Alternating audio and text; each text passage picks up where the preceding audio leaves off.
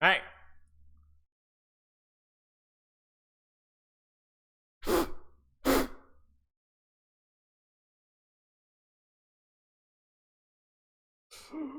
There's an old man named Mississippi. Oh, wait. There's an old man named Mississippi. There's an old man that I like to hear. What does he care with that Martin? What does he care with that not free? Oh, that's too. I think it's too low. There's an old man with Mississippi. Yeah. Old Man River, that old man River. He must know something, but don't say nothing. He just keeps rolling. He keeps on rolling along. Okay, Dallas, Fuel, POVs. It's Hammertime and coaching such. Quality meme here. They don't add nothing from some fun. I'm tired of living, we're scared of dying. Turn on that river. He just keeps rolling on. Bit of a boomer meme for today, but that's fine.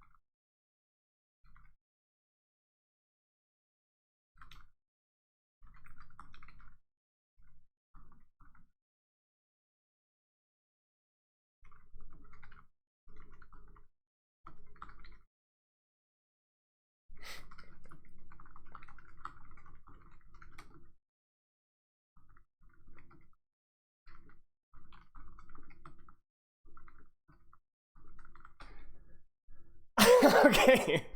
I'm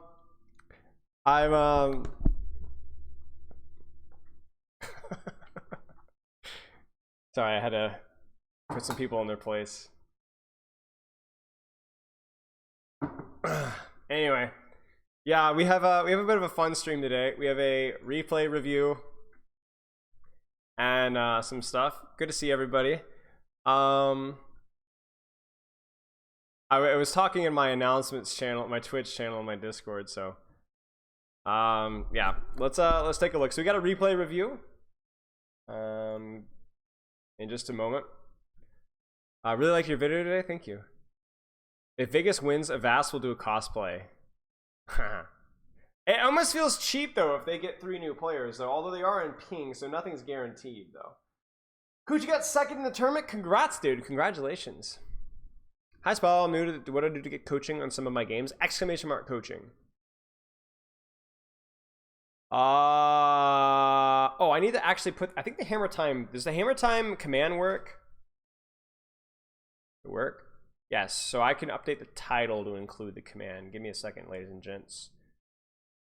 The channel is live in my Discord if you want to drop some ideas in there. I have a couple things already that we could take a look at, but Hammertime is pretty fun.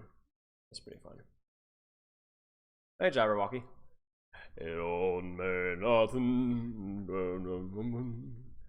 I know I'm the same age as you, and I also thought it was cringe. Bro, it was just kind of funny. Like it wasn't like, oh, the cutest thing of all time. It was just funny. Hi cutie purr. Almost, but no cigar. Stop! Keelver. It literally sounds like a skin infection. Oh yeah, I got a real bad case of Keelver. Can I ask general Overwatch questions here? I mean, you can, but I might be a little bit too distracted to answer them. I would, if you want to guarantee get them answered, put them in Ask Spilo in the Discord. You have the POV of Al? Maybe. So much of the Al stuff we're going to be covering. I'm going to be looking at both of the Dallas POVs.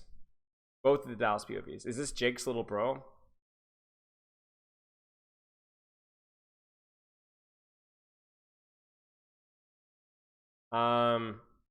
Yeah, it inspired us to actually get together a couple times a week. Nice, dude. We want to put our winnings towards team coaching for you. Sick, dude. Dongsu dropped from Moby Dick. Yeah, I don't know what's going on with Overwatch the last few days. It's been something. It doesn't have to be like the funniest, edgiest meme ever. It was just kind of funny. Did I eat my multivitamin yet? Not really. What did Aspire do? Nate, why are you asking this question? Twitter and Reddit will answer that question infinitely faster than I will. Take that as a no? No, I haven't. My phone! Okay, we're good.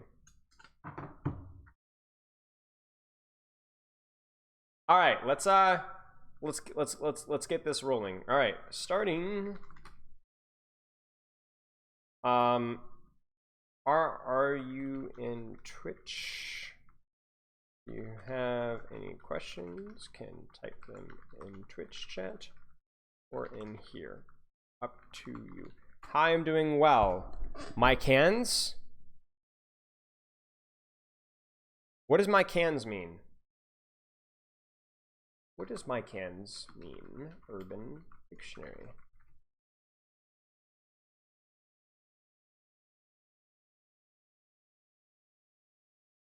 What does my cans mean? Stop whooshing me. I never. Hello, RRG. Let's get your code pulled up here. A vast meme? Well, duh. Of course I'm in an Urban Dictionary. Where else am I going to find the answer? It's an old Surefour clip? Okay. So irrelevant. Let's see how much of this is Sombra. Looks like all Sombra.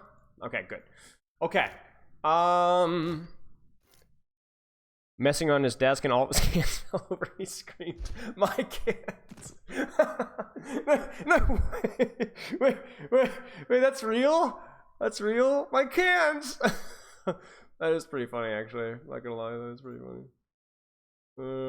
Yeah, alright, so we got some silver Sombra. Let's take a look at this form really quick here. RRG, who are you? Who are you in Twitch chat? Raise your hand if you can, or if you want to type in Discord, it's fine with me. Ray60704. Okay, alright. Silver 3, anything additional like Spilo to know? I like to switch heroes to counter the enemy team in general, but I always want to get, currently want to get a silver rank on DPS. I'm trying to main Sombra to achieve this goal, okay? 6 hours of sleep, definitely a little bit on the lower end. What do you feel is holding you back from improving mechanics with hit scan? So I try to main Sombra to contribute more to the team. Yeah, well, that in practice here.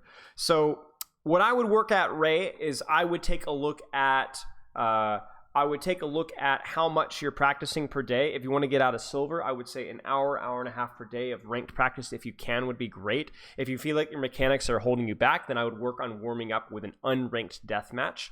You know how you click quick play or like unranked, and you can click quick play? You can also click deathmatch. You could do it 1 or 2 games from there and then go into ranked.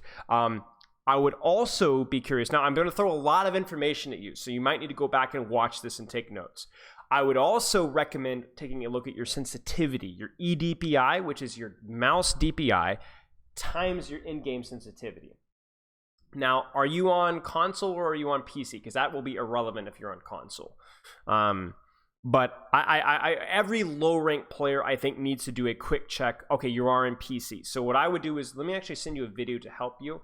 I actually had a conversation with somebody earlier who had a higher sensitivity. So you need to find out your EDPI, and if you have a relatively big mouse pad, I mean, like even like this big, right? You want to aim for something a little bit lower. You want to practice unranked deathmatch. You want to try and play consistently every single day if you can. Those are like your quote-unquote life hacks to get better mechanics. It's not going to make you the greatest of all time immediately, but it is going to make you better slowly over time.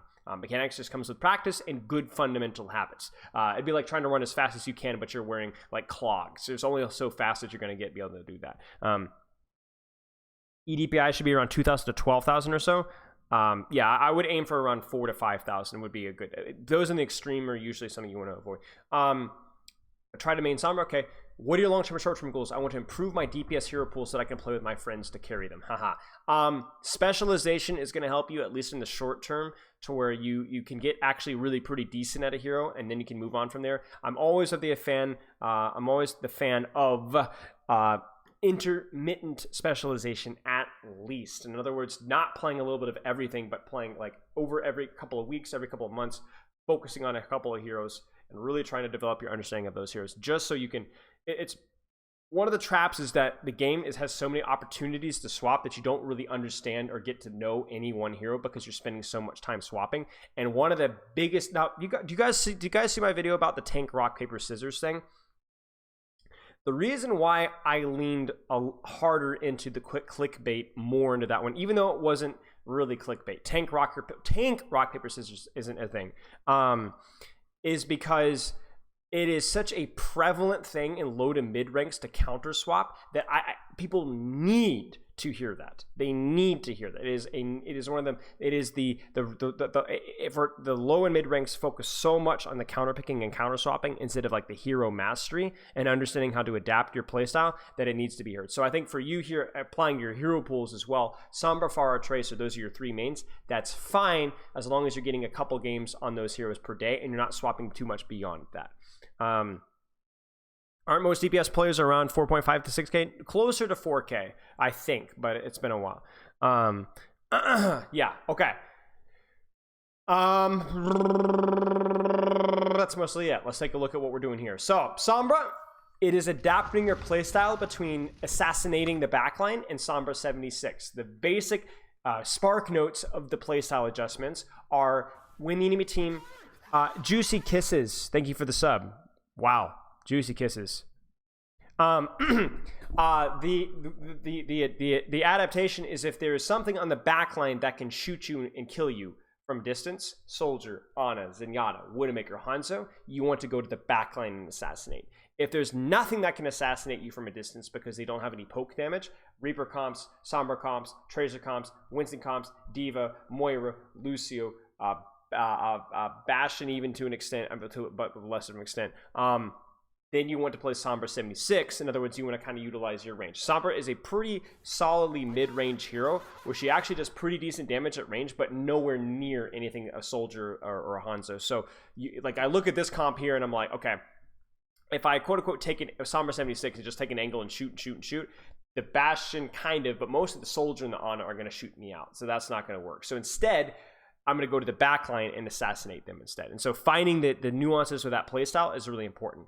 Now at Silver, making that read is going to be very important. Oh, Shiro, thank you for the sub, mate. I appreciate it. Thank you for the subs, mates. Can I make a suggestion for a piece of content? You can go in my Discord, and there is a content under the Spilo stuff category. There's a content suggestions thing that you can drop in there, and that's like a permanent place where I go back and check. But I like what we're doing right here. I think versus this composition, it makes the most sense, right? So right now, you have a pretty decent opportunity to kill this Ana, and even if you don't kill this Ana, you're going to distract this Ana and probably force people to look at you at the same time. I would not have translocated out, though. You need to be careful about sleep darts, so maybe that's why you're translocated out. But you're at full HP. Make them shoot you. You got HP to bleed a little bit here. Stay longer. Who should the Sombra target here to farm EMP?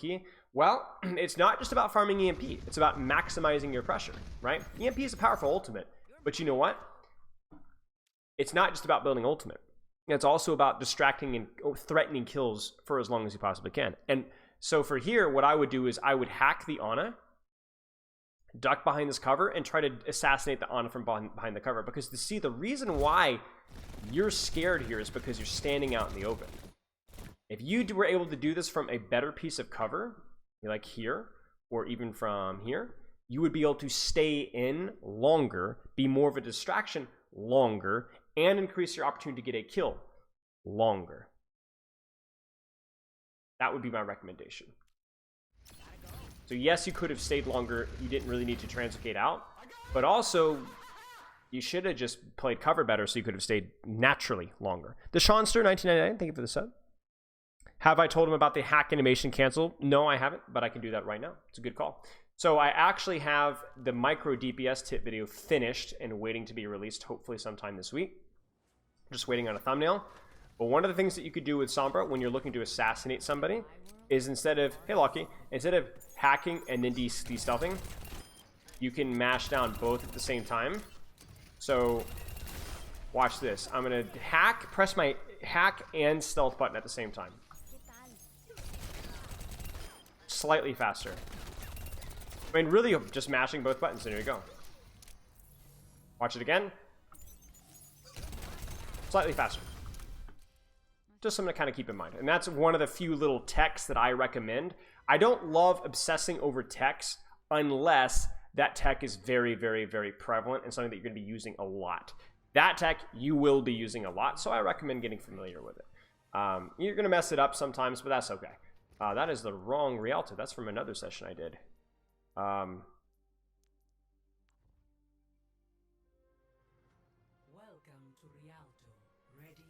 was like, what? There's no Sombra on it. So yeah, better cover. Good time here. Again, this is a great time to go for a hack. Look at your Reinhardt. So this is an awesome time to go. My only problem here is I would be, again, hugging the boxes just a little bit better. You're not always going to be able to have cover. Nice job not translocating. Keep it up. Ah! Nice. Nice. You need to be careful about sleep dart. I don't know why you translocated out. Maybe you're worried about sleep dart, but she just used it, right? I think you reacted a little bit slowly, but yeah, okay.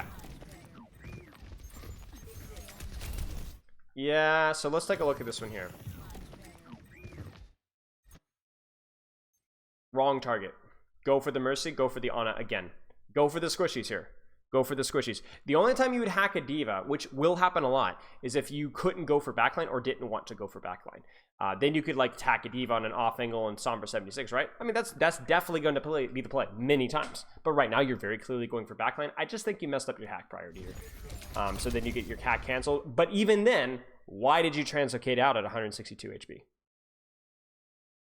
The only time that you should force a translocator faster, again, is if you're going to get CC'd and burst down. You know?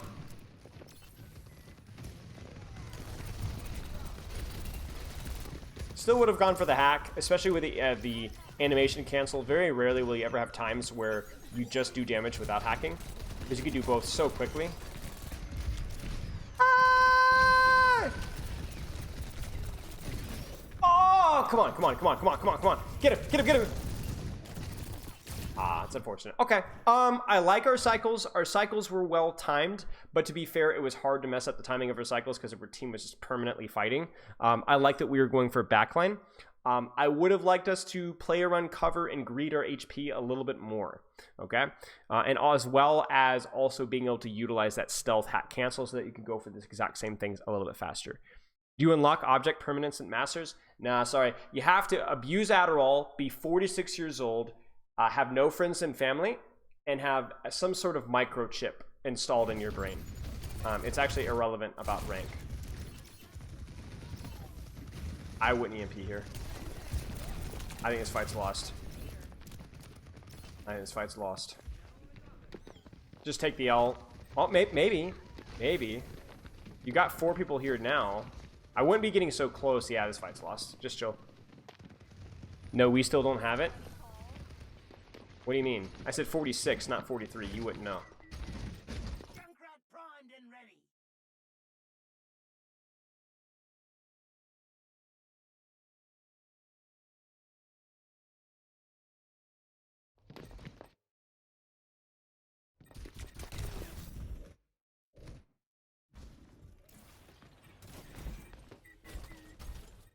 I mean, does he not hear you? Does he not see you? He can literally see you.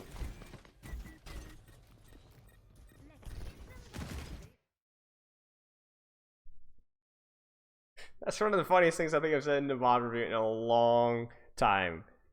He's just like, huh. Well, guess it's just one of those days where the payload just doesn't move. I don't know why it does that sometimes. It's such a mystery to me, you know? That's so funny, man. Yeah, I mean, it's fine. It's free value, you know, stall the cart for a little bit because there's nothing else you can be doing right now, so. Guess it was just the wind.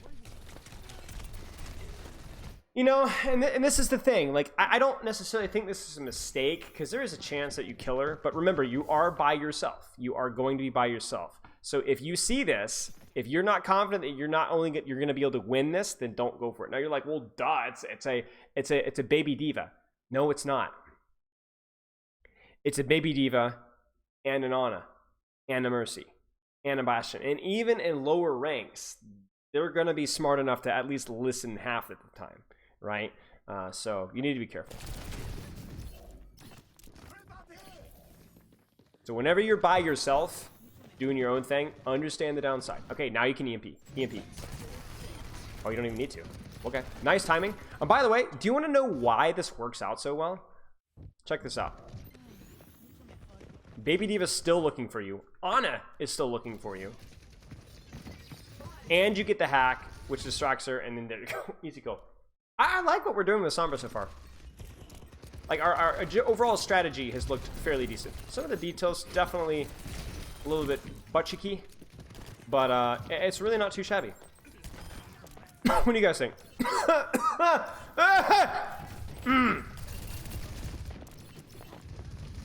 Okay, stage up for EMP.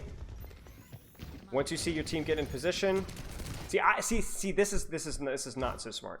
Okay, because you have EMP here. You don't need to go for an assassination on soldier because you have EMP. Because the problem here is now you're going to get your translocator force. Wait, did you lose your translocator? You might have. No, you just didn't translocate.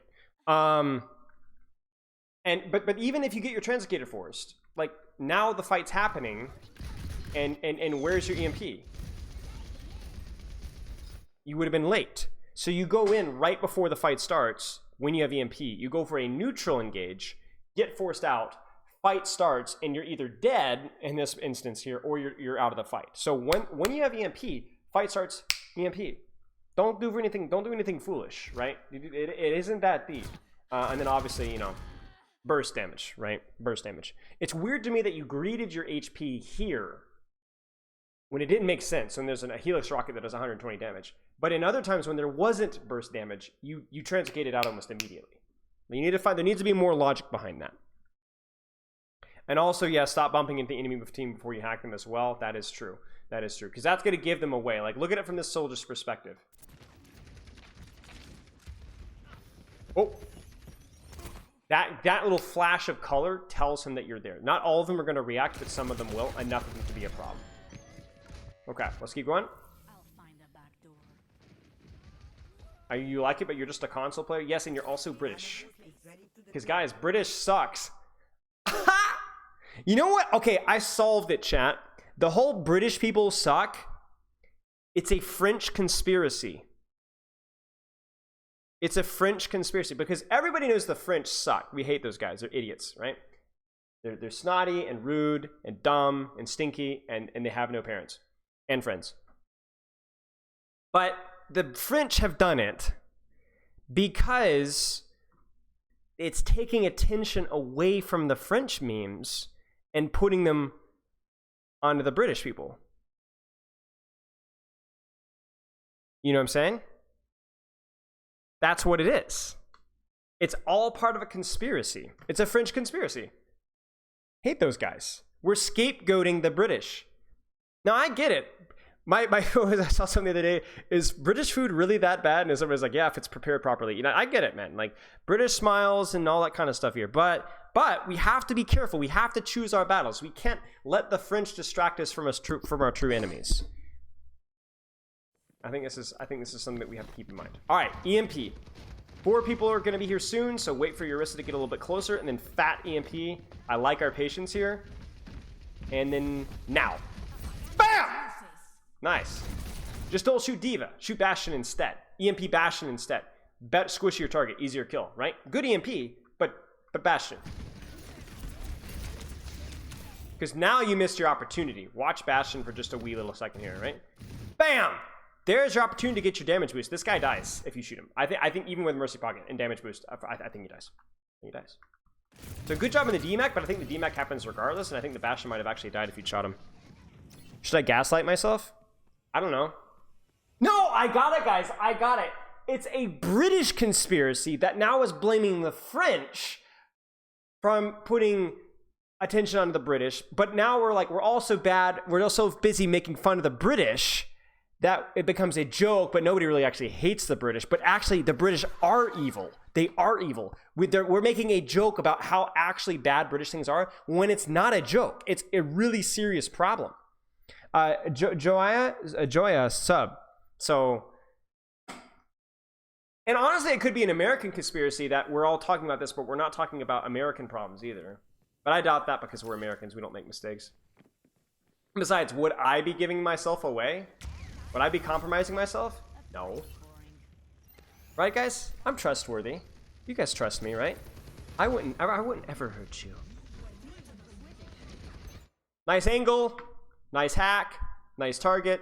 I think a soldier inside of healing station isn't exactly my most succulent of juices. Probably a Mercy on the backline. Maybe Bastion back here would be good. But you know, backline distraction is good. Now, this is where cover can be your friend. Where you can tuck here to avoid, and then you can keep shooting and keep shooting. Even just a little bit of cover, an extra half of a second. Oh, nice job. Nice job. Nice. Good. German conspiracy to convince you that they're both bad? Yeah. Checks the Twitch channel and Discord. Bro, it was self-defense. It's self-defense. You guys are capping. Now, this works because your Junkrat is shooting, but just keep in mind that like your team is fighting over here. So just it is a little bit of a wee early, but it works because your team is enough of your team is there for them to get value. You could just shoot a little bit. That was good. That was good greed there.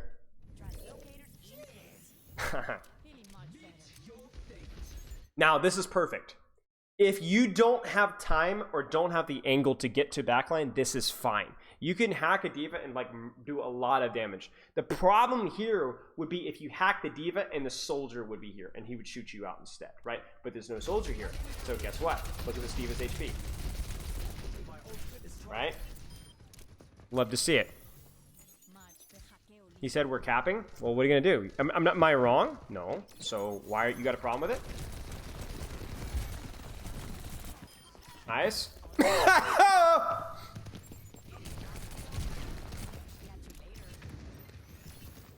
EMP. Wait for it. Ah. Still would prefer Bastion over Soldier, but, you know, it's alright. Like, you guys have to understand that if this player is silver, then we choose our battles. There are things about this gameplay that we're letting quote-unquote go. It's not perfect. There are aspects that aren't great, but we're choosing our battles. Overall, I think the priority for us here is making sure that we're not getting scalded before. Making sure that we're not getting a translocated force too fast. The hack D-stealth. Dang it, I'm getting baited. The hack D-stealth combo combo there. So, yeah. All right. See what I sent me? No. Hey! I went full for it 19% higher. That's a big jump. That was a big jump. Are you still working on your timing? How'd it go? That is very, very well done. Congratulations. Nice jump. Nicely done.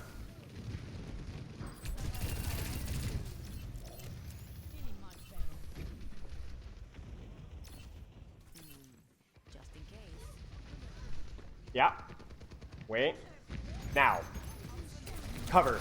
Oh yes, that was the thing I was forgetting about, the cover thing. Yeah, when you are going for pressure, being able to increase your uptime by having a cover nearby. Do you have any input on locator placement so far? Yes, too predictable. Too predictable. I will also say here, if you are consistently going for backline, you need to think about like the path of least resistance. Okay, so for example, if I'm always going for backline here, then maybe I want to consider, is my locator allowing me consistent and quick access to backline? I think for right now it's okay. But there will be times here where you'll have your locator here. You got to walk through here. You got to go through here. You got to go around back here. Okay, and then now I'm on the backline when you could just live in their backline over here and you would be much faster. So I think it's something to consider if you want to go Sombra 76 style, play in your front line. You could even do the whole Questron thing and hold on to your translocator, not even use it, and have it as like a get out of jail free card.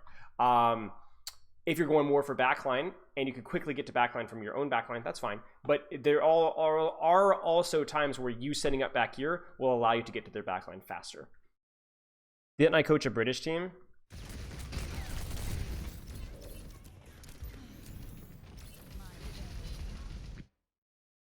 Give me just a second, ladies and gentlemen.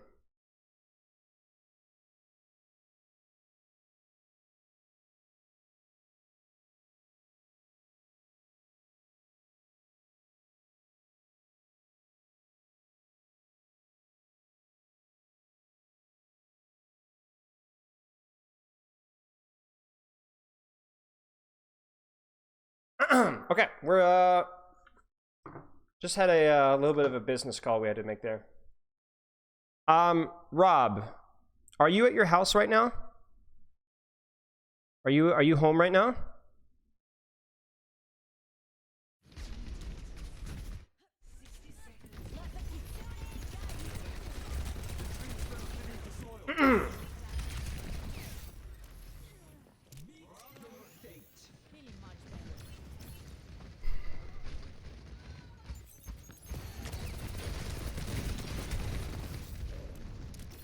Okay, let's build up this EMP and get ready for a big one. Grab a health pack if you can. You need to be full. Thank you. Wait for it. Wait for it. Wait for it. Let it rip. Let it rip. Let it rip. Let it rip. Right now. Bam! Bam! Yes. Nicely done. Weird question to ask. Maybe. Maybe. You can't compromise me with a question like that and not expect there to be no blowback. Let's put it that way. Hope you enjoy. You've enjoyed your life today, because it's you know. Okay, this is silver. I mean, this might be a good game, but I think that there's a lot of good things to talk about here. Oh, it was definitely a business call. I just didn't really clarify what type of business. All right, so cover during our cycles so that we can last longer. Hack D-stealth combo. Increasing our uptime by being a better job managing our HP. Yeah. Do you have any questions so far, Ray? Or RRG?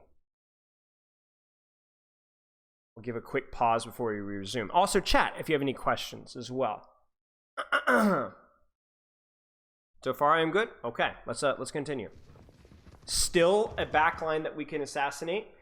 If this composition was on something, again, with no poke, you could be Sombra 76 and just take an off angle with your healers and just shoot and shoot and shoot and shoot and shoot and then hack the tanks when you get an opportunity to. But I think I'm focused too much on soldier. I agree. That is true. I think there were better targets to focus down. Remember, when you focus a better target, it doesn't just mean that you can kill them easier. It means that it forces them to pocket that person more, which in of itself is value. Okay? When do you know if you should put Translocator on a pack or just toss it randomly? If you are going for Sombra 76, your Translocator placement does not need to be on a pack. It can be used as a get out of jail free card to take a different position or kite away. You guys familiar with Questron? A lot of what he does is find ways to Sombra 76 on the front line, and he uses his Translocator to kind of get out of jail, throw it to the side when he gets focused down, okay? that works totally fine. If you're going more for backline assassinations, then there's no reason to have it like that because you're going to be going back to a health pack. The only problem with having it being in a health pack in that point in time is it's a little bit easier to see your translocator if somebody's using the health pack. Could you cancel my family plans to do the games with me at a friendly EU time? Maybe. Maybe we could do some games this Saturday. It's very good if you can Sombra 76, but Sombra 76 is not always going to be the case. For example, right now, what I would recommend is probably having your translocator somewhere back here. Hack, go again. Hack, go again. Hack, go again, because you mostly want to be going for backline, if you can. Timing here is good. Target is good. We need to get out. We're just a little bit too slow.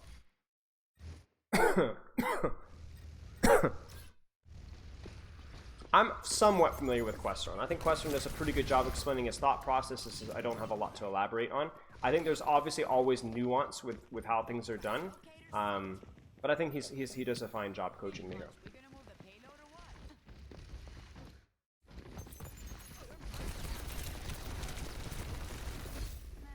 Little early.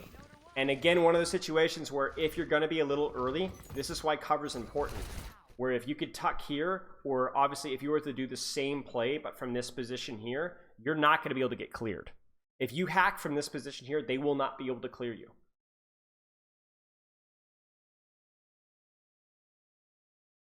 You know what I'm saying?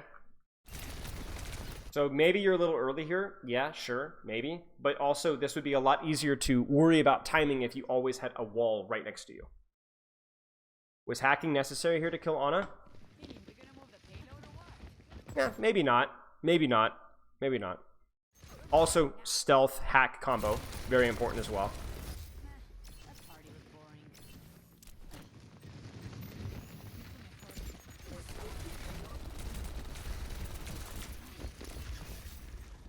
Too early. Too early. Not only, again, the lack of cover, but you translocated out for no reason. You're 178 HP. Keep shooting. Keep shooting. Uptime, uptime, uptime. As much shooting as you can. Nice. There you go.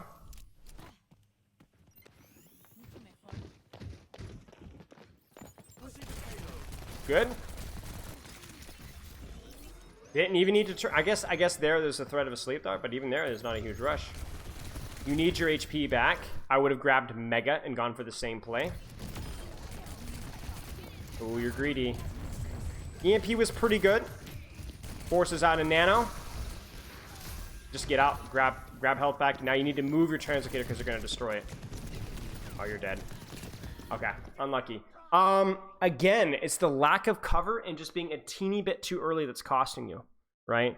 It's just being a little bit too early that's costing you, and the lack of cover usage. Is running out of ammo a good reason to TP out? No. Reload. And then if in the middle of the reload you get bursted down to a low HP, then yes, you could translocate out. But uptime. Uptime is everything, right? They really have it out for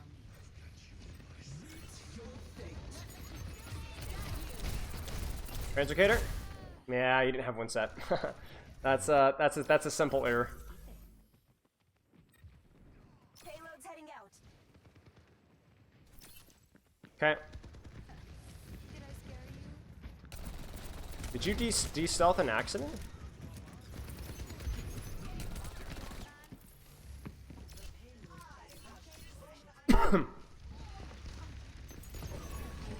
So we're trying to get to backline here. Try again. Can we? So, last couple of things I'll say here. I've set up your auto-targeting rocket launchers, so you're defended now. Yeah. From certain threats, sure. This one is a little bit early as well, and it's the soldier priority here, right? Where you're just not going to kill this guy, so there are other targets to go for. A Bastion here or a Mercy, significantly more pressure and a significantly higher risk that you actually get the kill here. The timing is okay. There is some combat going on right now, so I'm not going to harp over that too much. Lack of cover, I will harp over that. But really big, the soldier focus, as you were saying, not great. And then here, your goal needs to sneak. If you could get to here and stay stealth and then wrap around to the backline, and then maybe set up a backline pressure back here, that would be good. Setting up an off-angle here, or even looking for an off-angle hack on Bastion here with cover in this mega, that would also be good, right? I think there's a lot of little things that you could be doing better that will allow you to do more damage, more kills, more EMP, and so on. You could just shoot for Macho now, yeah. Most valuable target is Bastion, Mercy, Honor, right? Somewhere along that. And a lot of it depends on whether that target is isolated, whether that target has cooldowns. Like if a Bastion has turret form, he's not as valuable of a hack because he'll survive usually. Same thing with Ana with like a nade or a sleep dart, right? But those are all three good targets, and so you can kind of use how much HP do they have, how much do they have cooldowns they have, are they in an aggressive position, and so on. I feel like the soldier's the main threat for my team, and I'm the one who should distract him as much as possible. Yes, but you're not distracting him for very long. You're distracting him for this much. So what you need to do is, I'm going to flip it on its head. I want the soldier to be thinking about how much of a threat you are to his team. Do you see what I'm saying? How come the soldier isn't coming to me and saying, Spylo, what do I do versus the Sombra? Like, I'm trying to find her because she keeps killing my Bastion, she keeps killing my Mercy, she keeps killing my Ana. You are the danger. You know what I'm saying? Stop trying to mark soldier because you're not very good at it. Instead, you provide just as much, if not more value than the soldier does, and you win the game that way. So you should only focus on negating a certain member of the enemy team if that person is somebody who's very good for a 1v1. For example, you could go Sombra and negate their Zenyatta. Why? Because the Sombra freaking rocks versus Zenyatta, right? Phenomenal 1v1 for you. Soldier, not that great. It's not bad, it's just not that great. So stop trying to, quote-unquote, deal with the enemy threats. That's like a classic, no offense, low-rank mindset, which puts you in taking bad matchups. When there's a freaking Ana, Bastion, and a Mercy available. Make their day miserable, you know? Yes, Ice-T, yes. Yes. If he kills 3, you kill 3. And you do it without pocket, right? Now, I'm obviously being a little bit facetious here, but the whole mindset that you need to counter what is carrying their team is a really, really, is a very, very, it goes back again to that tank, rock, paper, scissors, counter pick mindset that keeps so many players in low rank, instead of just getting value out of the hero that you have and doing what your hero is good at.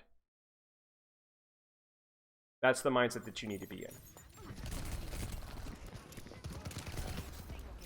Let's watch one more fight.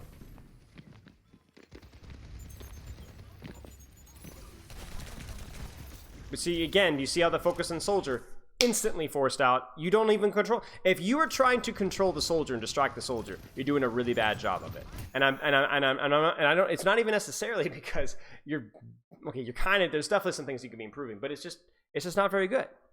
It's just not very good.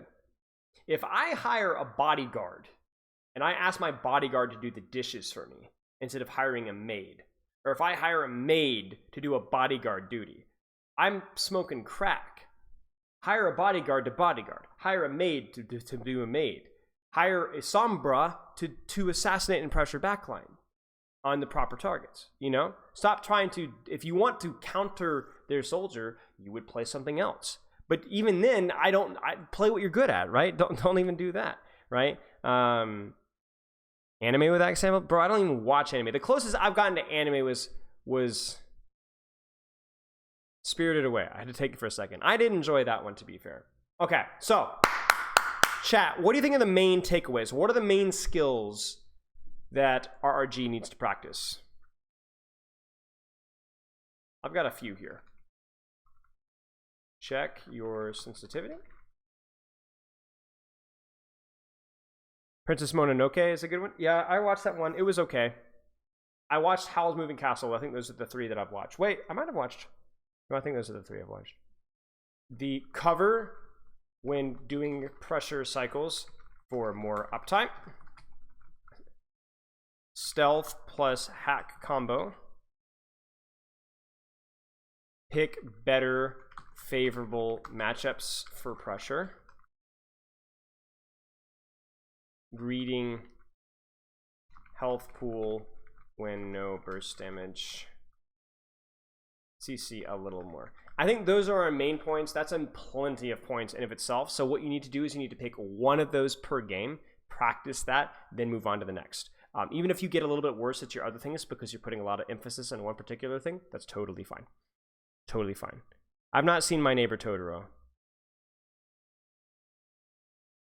Yeah, no worries. If you have any questions, right, just message me anytime.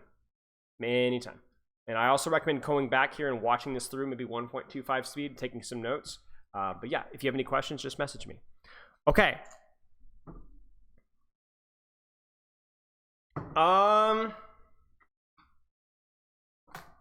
Let's do this. You guys want to look at some Overwatch League POVs?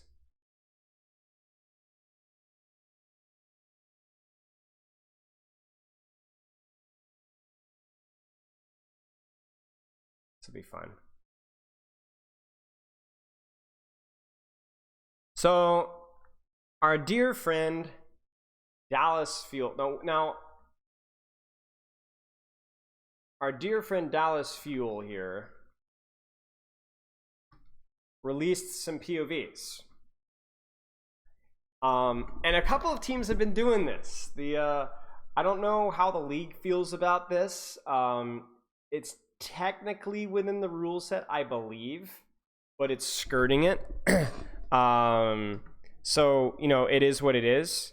Now, I am so sure that I'm going to actually tell you, I'm sure that this has to do with either a YouTube contract, Twitch contract, some sort of weird legal hullabaloo that is preventing the replay viewer from being released to the public, even though it is available for teams. I don't know what the specific legality is behind it, but yes. Now, it's stupid, obviously. And the other thing that's stupid as well is that Sean Miller and other people within the Overwatch League community have not communicated for any reason what, why, or the ETA about when the replay viewer is going to be released. It's available. It works totally fine. I've even heard some bull out there that they're like, oh, well, there's some bugs or kinks. Yeah, that's total, literally total bull crap. Don't let anybody tell you that. It's a total lie. But so it's a real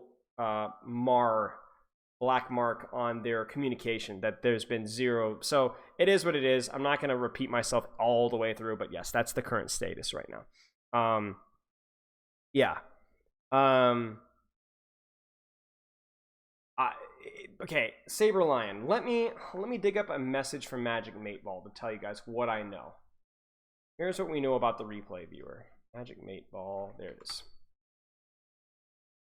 Or wait, who was it? Was it somebody messaged me? I was talking with Magic Mateball. Hang on. Let me scroll. Wait, no. Who was I talking to? I don't remember who I was talking to. Well, crap. I don't remember.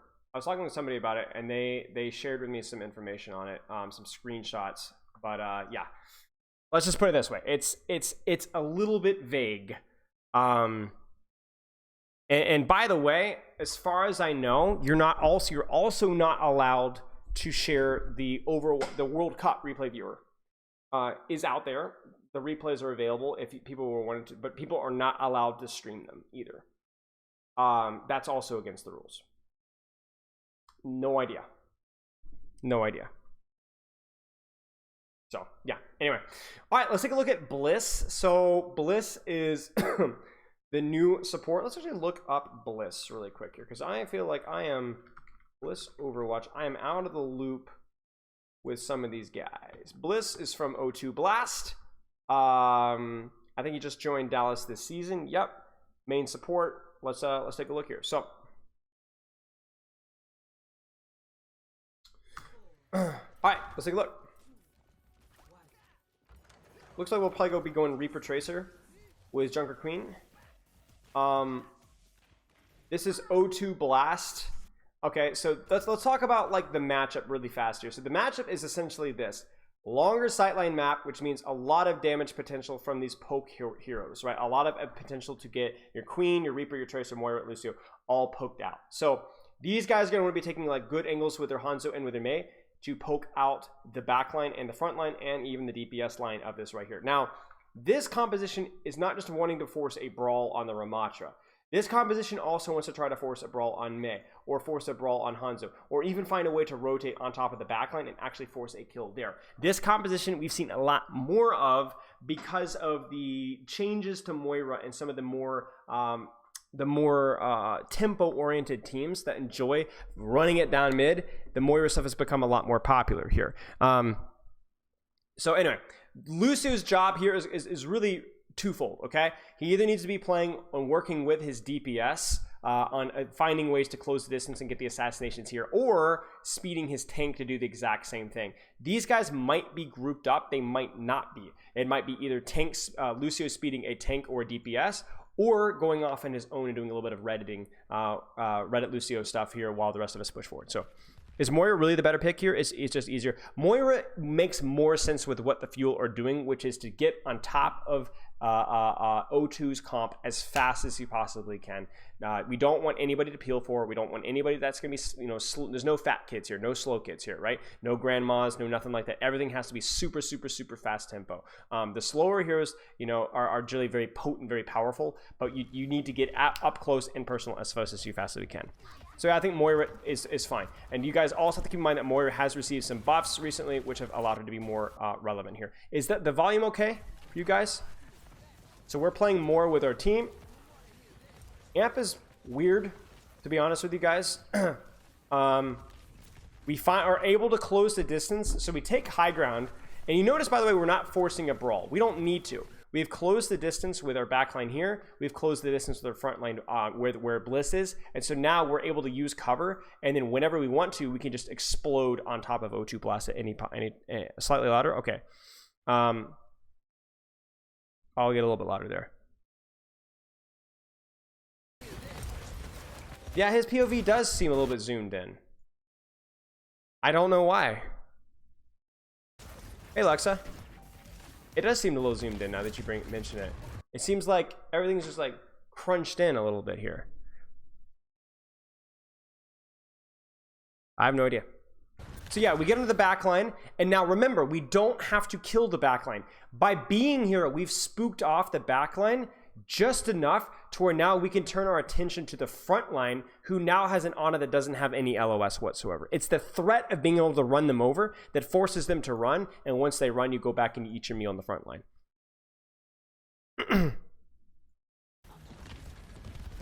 They can still force it if they want to, though, and they do. And everybody's able to drop from high ground here. So O2 Blast does not do a very good job like actually poking out and controlling pressure. Okay, let's keep going. The amp was weird from Bliss, I'm not gonna lie. The positioning and all that made total sense here. They're gonna go Sojourn for poke damage, but also the difference between Sojourn and Hanzo is that Hanzo has more pick potential, more range pressure, but so he's very easy to lock down and bully out with a composition like this. But with the Sojourn, she doesn't do as much poke, but she's impossible to like really beat up because she just has that shift always available. This is really zoomed in. There's the amp speed. They're able to quickly close the distance. Now, obviously, they're going to get traded there. They are down one, so this was just kind of like a shot in the dark that maybe they'll win this one out, but it unfortunately doesn't work out. It is kind of disorienting, I'm not going to lie. That's okay.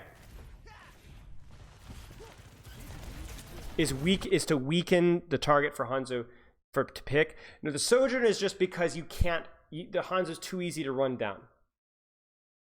The Sojourn is not easy to run down. We're going to amp speed to top, maybe not even amp. We amp now. Good.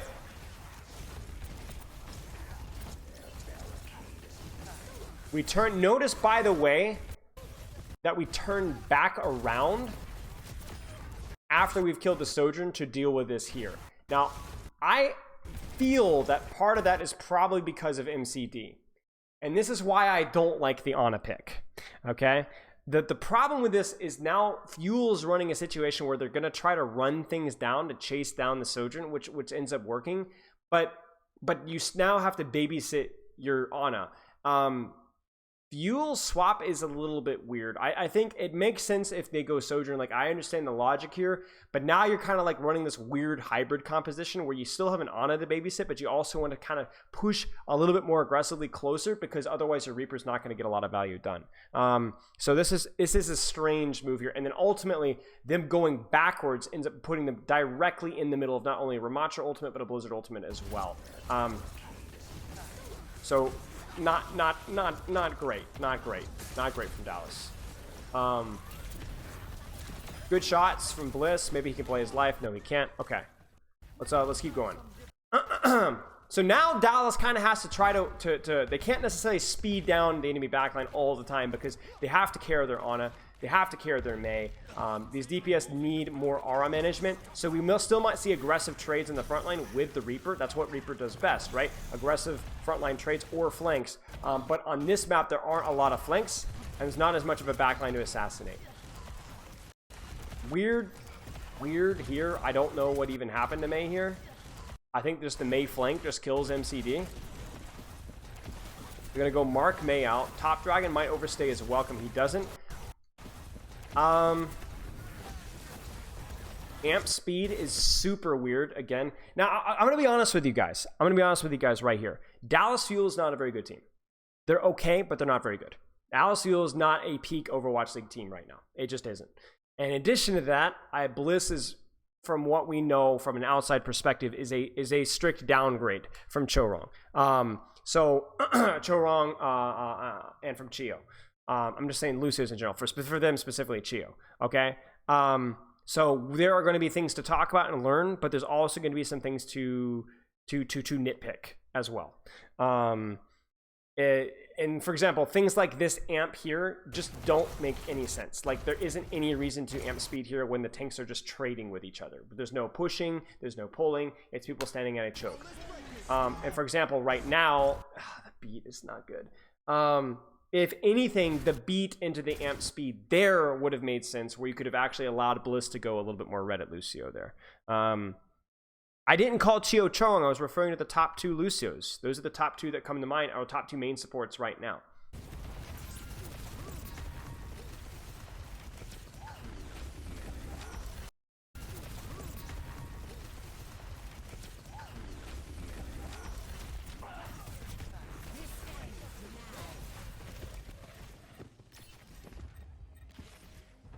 Chio, my king, yes. But yeah, the amps have been felt purposeless, to be honest with you, for many of these amps. And it's so important to be able to push in and kite out ultimates that amp speed use like that is criminal. Like right there, you amp speed so that you can speed on the Mei, but unfortunately, he's going to amp, and then the Mei wall is going to come out, and then end up not really going anywhere. Speed is really good here, because you're going to allow your Ramattra to go in or out a little bit easier. Nice. So we're hitting some shots. He's playing a little bit around cover, because obviously the threat of sleep and nade is really huge. Woo, that was scary. Okay.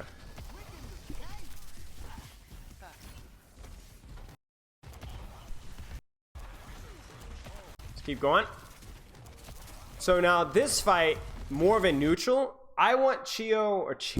Oh gosh. I want Bliss to try to play with tank, and then when we see they push here, Bliss needs to be booping people off of the good positions. So you're either enabling your team to go in or out, but right now it's also about controlling space. Booping people off of high ground means that now our team can take the high ground. We're going to win that trade that much easier here. So like right now, we need to get the speed here, and we need to get the boop off, and he fails. And that's a huge deal. Like this speed here, we need to be here. And one of these guys, even honestly, I wouldn't even be going for the tank line here. I think this is a mistake. I would be going for the Sojourn Mei on the left there. You guys see them right here, right? You see them, I think it's a Sojourn Mei. It's a Sojourn Ana there, but I think it's the Sojourn Lucio, right?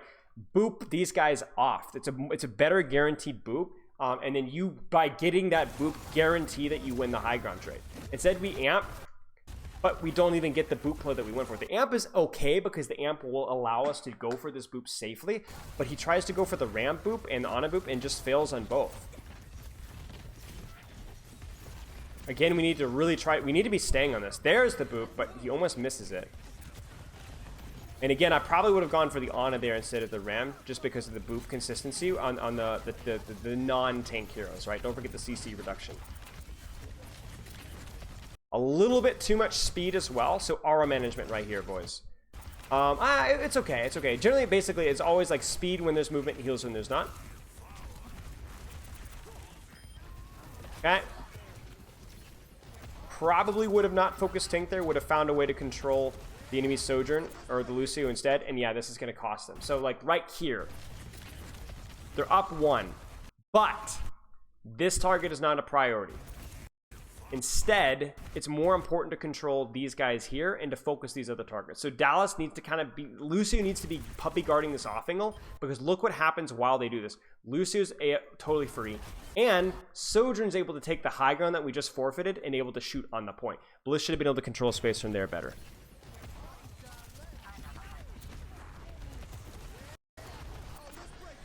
Beat's fine. What do we do with our amp here?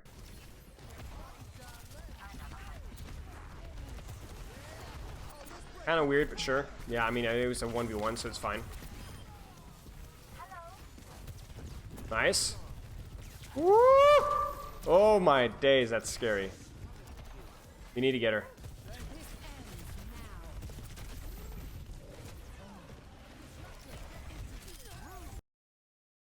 Anyway,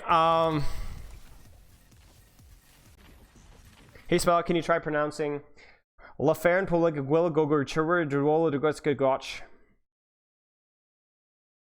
I'm trying to do Lonfer Bulgin Lonfer Bulgin Gulagugri Gugri Chuin Redorop Bulan Celio Gogogach.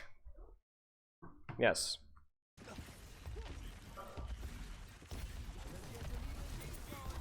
Good. You can amp this here. Yeah, okay, so okay, we're almost there. We're almost there. So, first things first. Amp heal. But I would like us to be a little bit more cautious. The amp heal into the speed is too slow, and then we end up running into the Lucio and going out towards cover. So it's a bit of a feed. Bit of a feed. That was almost perfect. Thank you. Yeah, it does sound like they were focusing ram kill, and they forgot to do other stuff. Yeah, like I said, the level of play here is not just, you know, Bliss isn't quite blowing up here, but also the level of team play isn't going to be as high either.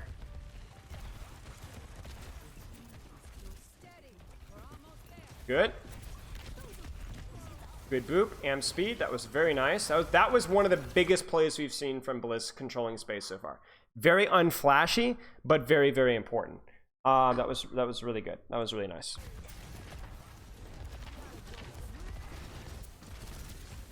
Love you too. Drive safe. Good.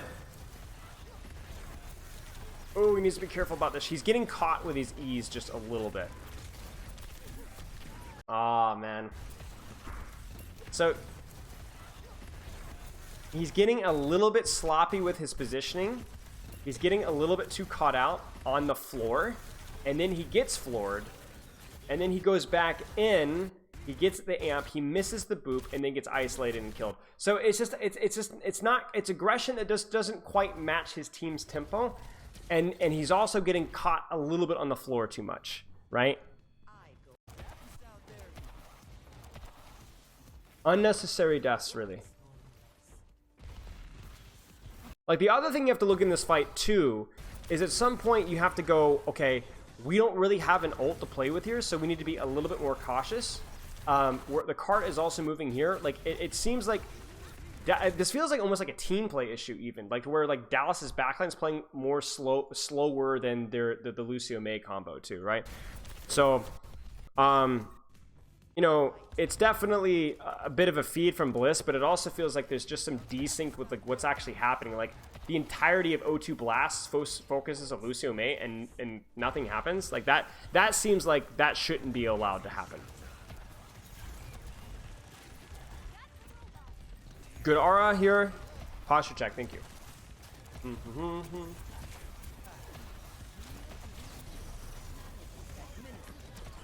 Ah, man, these amps just feel so dragged.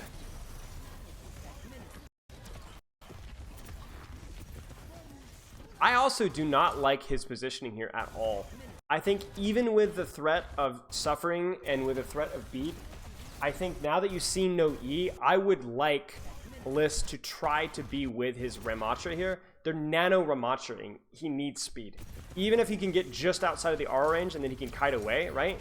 It seems silly to me that my Ramatra didn't have speed that fight. That seems like a bit of an oversight. I understand why it happened because the Mei dies in the angle, but I still don't think it doesn't justify it for me.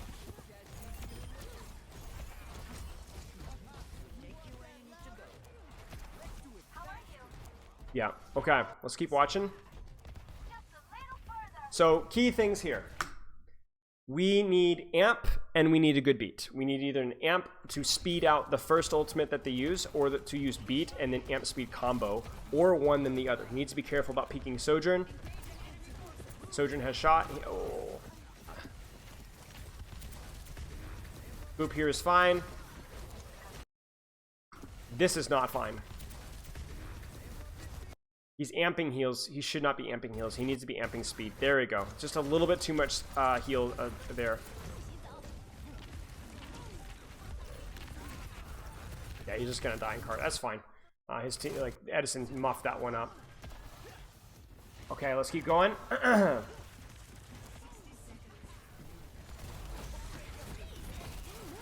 It's just weird amps. Like speed. Stop these flashes of heals during these amps. It's not good. The beat for the Sojourner is good. Isolation on Mei. It's good. Going back to here, he really should not be trading on the Ramatra at all. I would much rather prefer more attention to what's going on elsewhere. Hello, kitty. Because at this point in time, like your contribution here is minimal, so be very careful. Hi, pretty girl. Oh. Nice. Yeah, the field of view is all scuffed up, guys. Whoever recorded these FOBs messed it up. Okay, last fight, ladies and gents.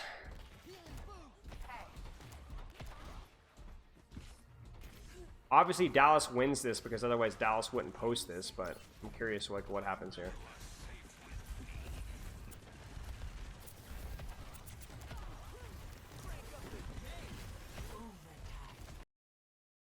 I don't understand these amps, to be honest with you. I don't understand. I don't know if it was because he saw a little bit of Sojourn critical, but these amps at this point in the juncture here, where you really need like amp speed for your nano ram, you need amp speed for your Sojourn push, you need amp speed for your Ramatra push, you need amp speed even just to go duel somebody. It's not great. I like controlling this off angle here. I would like to be us a little bit closer to core. Okay, so this is a bit of a mistake here. So he's controlling the off angle, which is good in a neutral. I like this. However, you look at the ult situation here, whether it's the nano ram, the Sojourn, or the nano on or the enemy ram, I think having some speed on core matters more, and certainly an amp speed. So like there's the ultimates being used. I need my Lucio with my Sojourn here. I think Edison's gonna, oh jeez. Yeah, see, this is to an extent, this is Bliss's fault. He needs to be with his Sojourn, amp speed in, and then create space, dive with his Sojourn. Meanwhile, he's controlling a Mei on an off angle that just doesn't matter right now. This is not great. This is not great. So how do they win this fight? Overstays is welcome, gets his amp forced as well. Focus Mei, that's a huge wall. That's going to buy them some time. There's the Ramatra ult. There's the Blizzard. They get the kill on the Mei. The kill on the Mei is everything. The amp to go position himself with his Ramatra. He's too late. That amp made sense. It just didn't work. Huge freeze. I mean, it didn't matter, to be honest. This fight was won, but it's pretty funny. Pretty cool way of winning it. So, you know, some of the mechanics have looked okay. I mean, it's Overwatch League, right? So the mechanical level is obviously going to be really high. But I've not liked the amps. I've not liked the amps. I think the amps were poor. I think some of the team play positioning, target focus was also not as good. Some of the team play timing was also a little bit messy as well. I've got cat hair all over me. Not great. Not great. Anyone have any questions before we move on to Hanbin, who I think plays D.Va here? No way he starts off with the rest. No, he actually plays D.Va all the way through. Would amp healing have saved Ram? Probably couldn't have gotten beat, right? I don't know that it would have. I'm honestly not sure. I was more concerned about like the amps off of our engages or kites. What teams do I coach? I coached London for 2 years. Coach contenders for like 4. You can check out Spilo Liquipedia Overwatch if you want to see my coaching, pro coaching background. Hi. What are you doing, girl? Are we going to be able to go to the POV of DPS also for Dowsville? Sadly, no. It's just the only ones they have released, I think. I mean, maybe they'll release a DPS POV today. I mean, it would kind of make sense, right? Like, you get, like, a tank, a DPS. Did I coach 2018 London? No, I didn't. But, yeah. Hi. Throwing her head off. So, let's talk a little bit about this composition. So basically what this composition says is we want to control nice, long, juicy sightlines. All right. However, we understand that we are vulnerable to dive. Okay. We're vulnerable to this Sombra Tracer crap. So we're going to run a Sombra Tracer of our own to help mark and pressure not only your backline, but pressure your DPS that are trying to stage in our backline. And our D.Va is going to not only be there to peel for our backline, but she's also really good at fighting Tracers and Sombras before they even get to your backline. So for you, it's like, especially if you look at somebody like O2 who wants to be running Marvel and Winston, D.Va can kind of mark either the DPS or the tank and make their lives really miserable. Now, you might be wondering, why aren't they running Winston too, besides the fact that Hanbin's a phenomenal D.Va? And the answer is that this map, Blizzard World in particular, we've talked about it. Anyone who's seen any of my reviews on Blizzard World, it's a more open map. I mean, that's why you wouldn't run Ana Zen in almost any other map other than Blizzard World, right? It's just a more open map compared to some of the other ones, so you can get a little bit more pressure out. In addition, that's also why you're running D.Va, because Winston is actually a little bit harder on this map compared to some of the other dive maps. So I like the comp from the Fuel. It's a little bit high risk, high reward. We wouldn't see this comp in the West as much, but in the East, they like their Zen. It makes sense.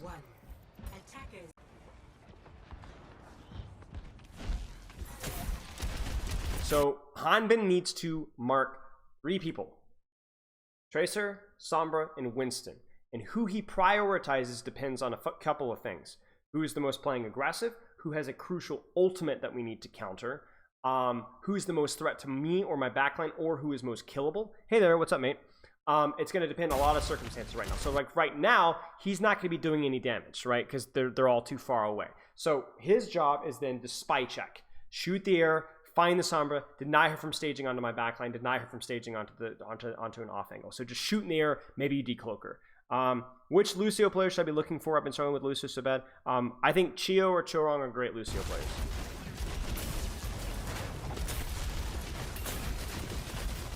How's the volume, guys? Volume okay? Lots of spy checking, lots of spy checking.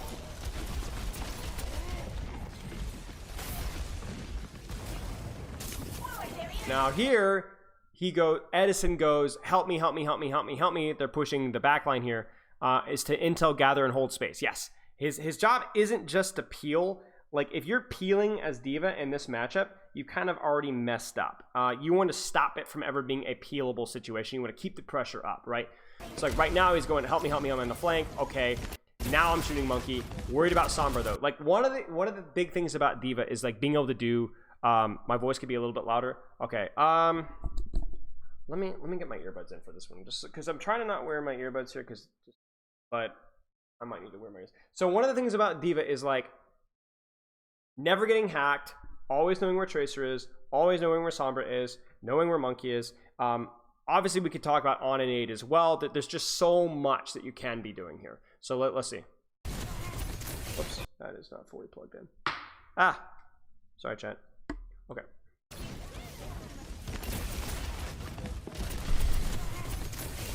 That's a mistake. That's going to lose him a lot of HP. And you notice the timing there. Marvel jumps first to bait Hanbin's attention, and then that's when Probe goes for the hack. Really smart. So now Hanbin's messed up. Hanbin has to back up. Now the enemy Sombra Tracer have a lot more space to set up a dive. So Hanbin's going to try and fight back, okay? They've used bubble. I'm going to try and fight back. Where's Sombra? There's Sombra. If I boost her at Sombra there, she's just going to get packs in pocket, and then I'm going to get focused out. So he's not overextending here.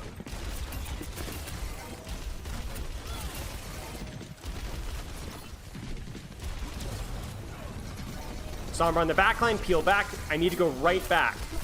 Push this Winston out. He's used bubble. Because that's the other thing about D.Va, right? Is like D.Va is one of those heroes that she doesn't rely on a bubble to get better. She relies on her Matrix. But Matrix regenerates a lot faster than bubble.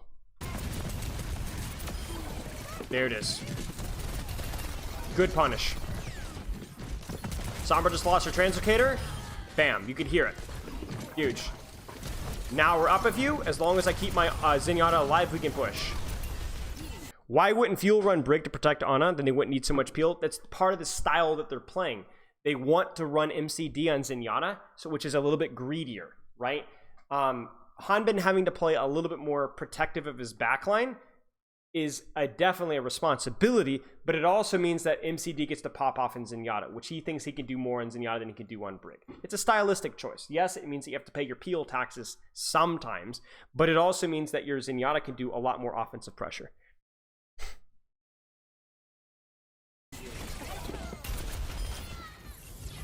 So it was fine from Hanbin there. Obviously getting hacked is you really sweat and try everything you can not to get hacked so you don't have to lose too much space. But it was good punish on Monkey, good response to the Sombra Tracer. Now we're going back to spy checking. Where's that Sombra? We're not going to let her set up.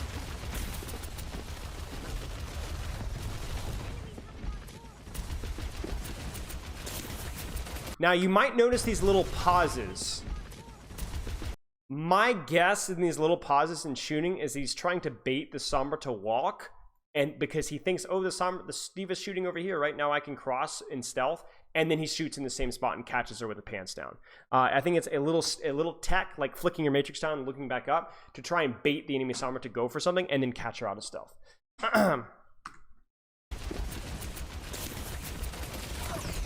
There's Sombra. Okay, we have all the information that we need to know.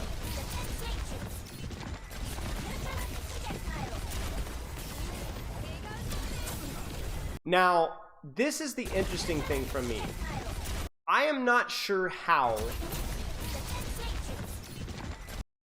Edison's back here on Sombra. I'm not sure where Sparkle. Okay, so this is a bit of a mistake from Dallas, I think. Now, Dallas is thinking we have Pulse Bomb, therefore I want my Tracer playing aggressively here to try and get a stick. But I don't love that much, actually. I think having your Tracer mark their Tracer would be a little bit more important even with Pulse Bomb here. Because what ends up happening is because both D.Va and Tracer are focused in this front line, you see Sparkle right here, right? What happens here is in Top Dragon is able to go all the way around behind for free. Nobody sees him. Nobody stops him. That's too far away for D.Va, but it's not too far away for F Sparkle to go for, and is able to go for a Pulse Bomb in the backline for free. And that also enables a nade, because while my Hanbin is going backwards to peel, I'm not thinking about on a nade right there, right? And so then now Dallas have lost a lot of space off of this dive, and there's the Nano, right? We've allowed these guys to walk in at full HP, and now Hanbin really... he needs to be worried more about Sombra than anything else. But do you see how much space Dallas have lost? Just to a Tracer Pulse Bomb. So I would have much rather preferred Sparkle to mark, for Hanbin not to have to peel back on a Tracer Pulse Bomb there, instead put more pressure on Marvel earlier on. Peel means to go back and help your team. Peel means to protect somebody. That's just what peel means.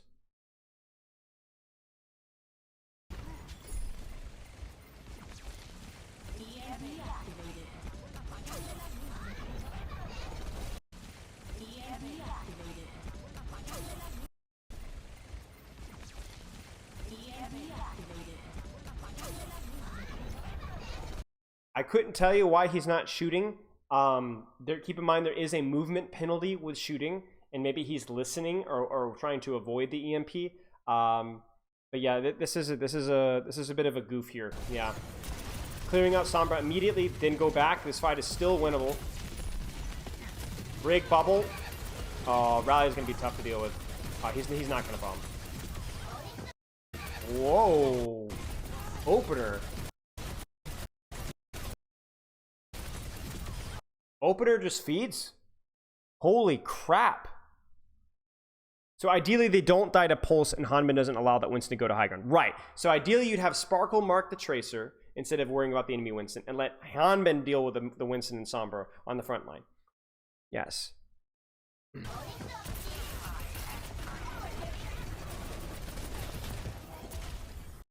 Irony died. Irony died to Pulse Bomb in the backline over there, off screen. So we need to get rid of this Sombra. He doesn't really want a booster because he wants to be able to peel back if he needs to. By the way, see that cancel hack? If you cancel hack with damage, I believe there's like a 3-second cooldown before you can use it again. He uses bomb to remech. Notice that he doesn't launch bomb because he wants bomb for body block versus the enemy DPS. He's just playing for time right now. But this fight is cooked. So he's just gonna die in point. Okay, that's gonna be it right there.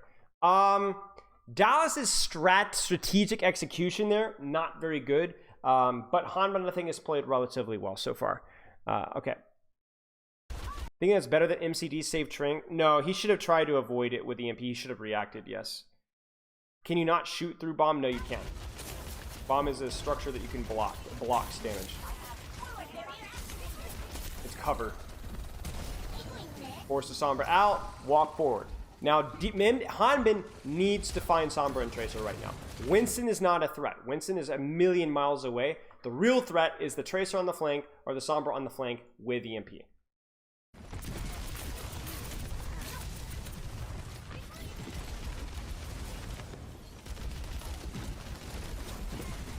Now, what Dallas may be doing is they might say, Hanbin, play aggressively. We'll take care of Sombra. We'll nano our Zenyatta to keep him alive. But that's a pretty risky move. It implies that one of the supports has to dodge the EMP.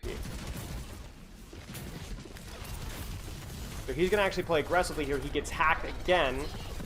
So he's going to have to back up. That's going to allow the Sombra to set up on the left side. So he needs to go be checking the left side right now. Okay, so I'm not loving... I don't think we need to worry as much about Cart here. This Winston... Where even is Winston here? I think he's on the left. Yeah, I think Hanbin kind of loses a little bit of focus here. They're trying to mark Cart, but I don't think Cart is a huge priority right now. We're going to get 2 fights anyway. So this is a bit of a misplay. Then he's going to peel back. Kind of unnecessary to peel back there, but whatever.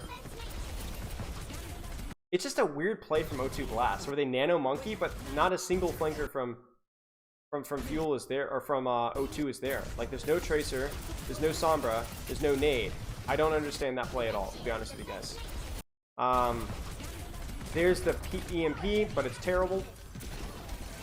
It doesn't catch Tracer, which was the intention.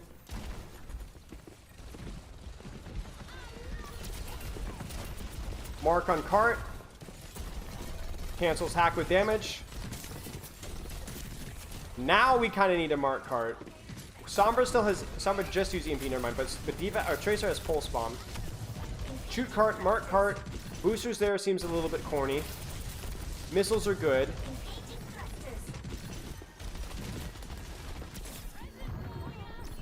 Does he just get flanked by Ana?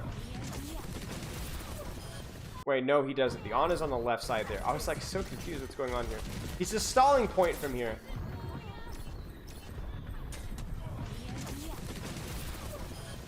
So they're going more for backline trades here. Like, Hanbin is not even worried about his backline right now. He's solely focused on stalling backline. Now, some of you guys might be wondering why. It's because of where the Cart's positioned. If Hanbin starts to peel back too much here, then we're in one fight territory. Which means that if we lose this fight and I let Cart push forward a little bit, then we don't get a second fight. We don't get a second fight. So Hanman is compromising his ability to go protect and mark their DPS to instead punish the enemy backline off of our EMP and mark card at the same time. And it works. He's got bomb as well. Ah, that's disaster. That's okay, they still get the kill though.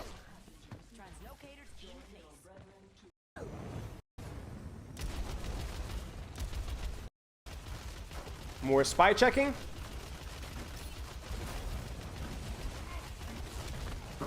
Winston has primal.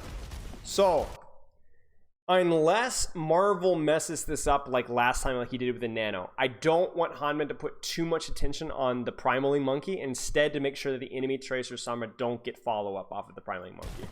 You'll look to shoot monkey early, maybe to force bubble, case in point, right? But once this guy has jumped in here, where's that Tracer? Where's that Sombra? Where is he? Where is he? There he is. Okay. Oh, there's Sombra. Get rid of her. Get rid of her. Get rid of her. Nice. Now I can go and focus on controlling backline or shooting something else. You see the priority there. Anytime Sombra gets a little bit too aggressively here, there he goes. Now, right now, you notice that, again, he's not really chasing the monkey right now. They will take care of the primaling monkey as long as it's only primaling monkey. Hey, what's up, Cosmic? Good to see you, mate. Doing well. Hope you're doing well, too. So for now, he needs to stall cart and make sure that Tracer and whatever don't get follow-up there, right? Stay on that Tracer. She's got pulse. I don't think he can lead cart. He would love to, but he can't. Now, watch this. This is a huge play. Probably the flashiest play that you guys might not have caught yet.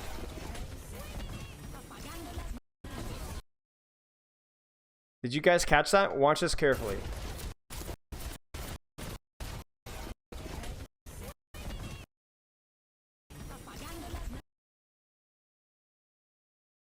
Why did he dodge? How did he dodge EMP, guys? He dodged EMP and he did it on purpose. How did he know? How did he know? There's a very specific reason that he knew. This was on purpose.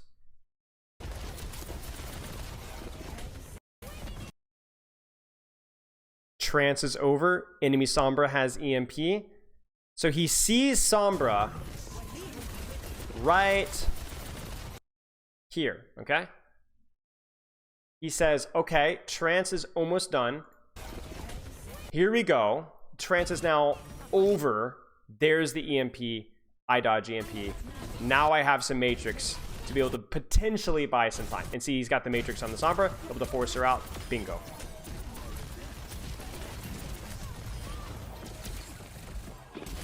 He read the script.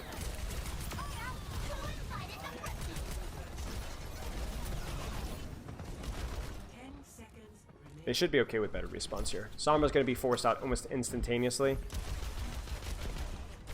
You know, okay. I just realized why he's not shooting. Can anybody tell me why he's not shooting? Can anybody tell me why he's not shooting? Listen. Listen. Close your eyes and listen and tell me why he's not shooting. Listen. Listen. You hear that? When you're shooting, it's right? And now you could spy check when there's a long distance between yourself and the Sombra. But when the Sombra is going to be close, whether it's for EMP on first point or whether it's for this here, he wants to hear the Sombra decloaking or the Sombra footsteps. And he will react to it with damage. So he's listening. He's not shooting because he's listening. That's why. So it's not the movement speed, it's the listening. That's actually super, super smart. Tiny little bit of juicy micro, though. Yeah, there you go. Hanban secrets. So there you go. Now they're your secrets. Aw, he got hacked. You know, it's always how these Sombras are rats. They always wait for somebody else to go in first. It's good Sombra play. But this fight should be over. Like, yeah, we don't even need to watch this. They're cooked. Nice. Okay. Juicy little bit of micro there. Yep, absolutely. He's listening for Sombra. When the Sombra's far away, he spy checks. When the Sombra's close, he shuts up and he listens. And so that he can cancel hack that much faster. So, honestly, I think Hanman's played well. I think some of the fuel micro or macro is definitely not up to snuff in terms of like the planning and some of the execution, especially on first point, was kind of ugly. But I love the micro that we're seeing from Hanman. I think the way that he's playing it overall has been pretty good here. Is Probe and Owl yet? I don't know. I can't remember. I'm not as familiar with the Korean players. It always takes me a little bit longer to kind of like figure things out. You know what I'm saying? Like I'm just now realizing that, you know, oh yeah, Pelican, I know that guy. I'm just messing. But yeah, some of the contenders players, I'm always like, I don't think he's it yet. Okay, so now this is the interesting thing, guys. Versus this, the only real threat to backline is Tracer, and your Tracer can kind of handle that, right? So actually here, you're going to be seeing D.Va play more like a dive tank, looking more to look for pressure on Hanzo, or look for pressure on Brig, or on a D.Va can 1v1 or Ramatra 100%. But Ramatra is gonna, with his block, has a better way of like absorbing damage during that trade. So if the both the tanks are getting pocketed, the Ramatra might do a little bit better. So let's see. Now I don't think that we would see this if there was a threat of Hanvin on Winston. So that is one of the downsides. I think this is more vulnerable to a Winston. You notice how like aggressively Hanvin's playing, taking these angles, taking these flanks. Probably going to see more of that. He's letting his backline rotate up the top. Okay, guys, we're all good. We're all good. We're all good. Avoiding taking damage. There's the pressure on the Hanzo. Notice he doesn't even do anything. He just looks at him. He gives him the old daddy stare. Right? And then the Hanzo backs up from the off angle, and then Hanvin takes the off angle. And so then now the next time he goes in, he's going to be a little bit closer. Now again, D.Va's going to be hard versus this. I like this comp from O2 Blast versus D.Va because it forces you to dive, but D.Va is not as good as a Winston versus dive, but they also can't play Winston. So, you know. So there's the dive on the Hanzo. Notice how slow it is from D.Va there, especially if she gets whip shot. It's like... You know, it's like Granny in the left lane on, you know, I-80, whatever, going about 15 under, you know? So that's like a problem here. Pressure on Hanzo. He's missing a lot of HP. He needs to be careful. He did force them out, though, so that's good. Now his backline can rotate safely. He's going to go back and peel off his backline because he can light up a Ramatra if it's just the Ramatra. A little bit too aggressively for Marvel. I think Marvel gets a little bit too greedy there. Now he needs to play his life. Tracer's a little bit overextended. He eats the pulse. That's crazy. He gets the Mega. Now he's perfectly staged for the backline. But you notice how Hanvin is like being much more like creative with his positioning, flying around all over the map. Teacher stare, yeah. Probe and shock. Forces recall. Tracer's out. Get out of here, Tracer. Get out of here, Tracer. Get out of here, Tracer. Get out of here, Tracer. Get out of here, Tracer. Okay, now no longer concerned. Now where's that Hanzo? Where's that Ana? Where's that Brig? Oh, forces Ramatra Nemesis early. Just run away, run away, run away, run away. Now we go in for a dive. There's the Nano. Bam. There's the Sombra. There's the Tracer for my team. 3-man dive.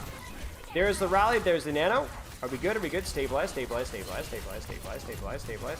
Now we go, now we go, now we go. Hard, hard, hard, bam, bam, bam, bam, bam. I don't know why he bombed. Don't love the bomb, to be honest with you guys. I think his HP was more than sufficient to kind of keep it a little bit longer, and he had enough Matrix too. I would have greeted that a little bit longer. He goes off of the EMP onto the Brig. That's the only reason he dove that deep, was because there was an EMP call there. Woo!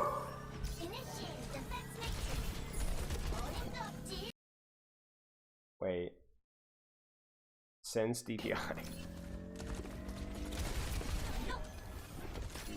How much does a good computer matter for a good player? It matters for sure. More for mouse space than anything else, but it's not the most important thing. You don't want Spilo settings? Yeah, screw you guys. Bunch of garbage. No friends.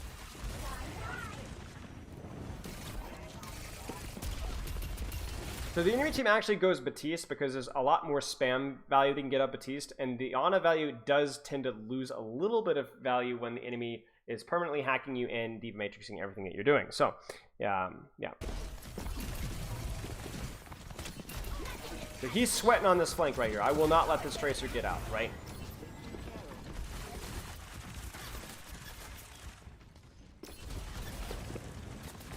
My DPI is definitely lower. That's why I'm so jacked. My entire body has to move to be able to turn my camera even just a hair. So you're probably wondering, guys, like, why are we spending so much time looking over here and not going for the backline? Well, here's the reason why, okay? Do you guys want to guess where the backline of these guys is? It's just too far. They're too much around cover. There's high ground where they're at, right? There's too much peel. So if we're not able to go for backline, we need to leverage D.Va's mobility elsewhere. We need to win a flank. We need to take a DPS duel and win that duel. And if we can get this here, maybe from here, then we can actually go for backline or wrap around for backline here. You have to kind of do your homework, right?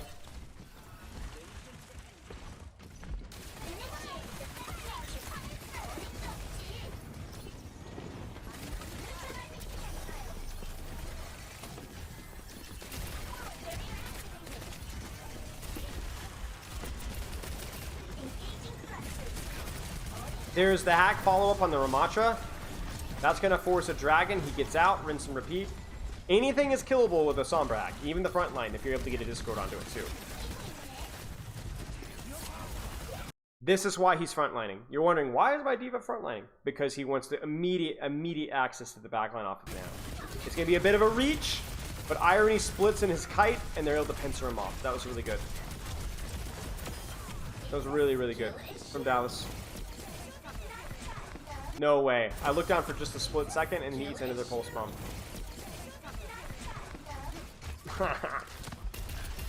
Oh no, the Hanzo. Look at the stall. Look at the stall. He starts to use his micro missiles and he goes, oh crap. That's crazy. That's a nice stagger right there.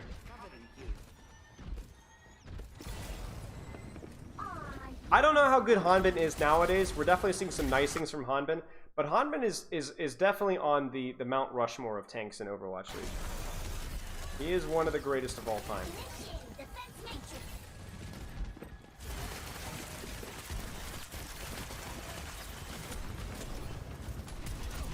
Isolated target, instantly dead. Maybe not.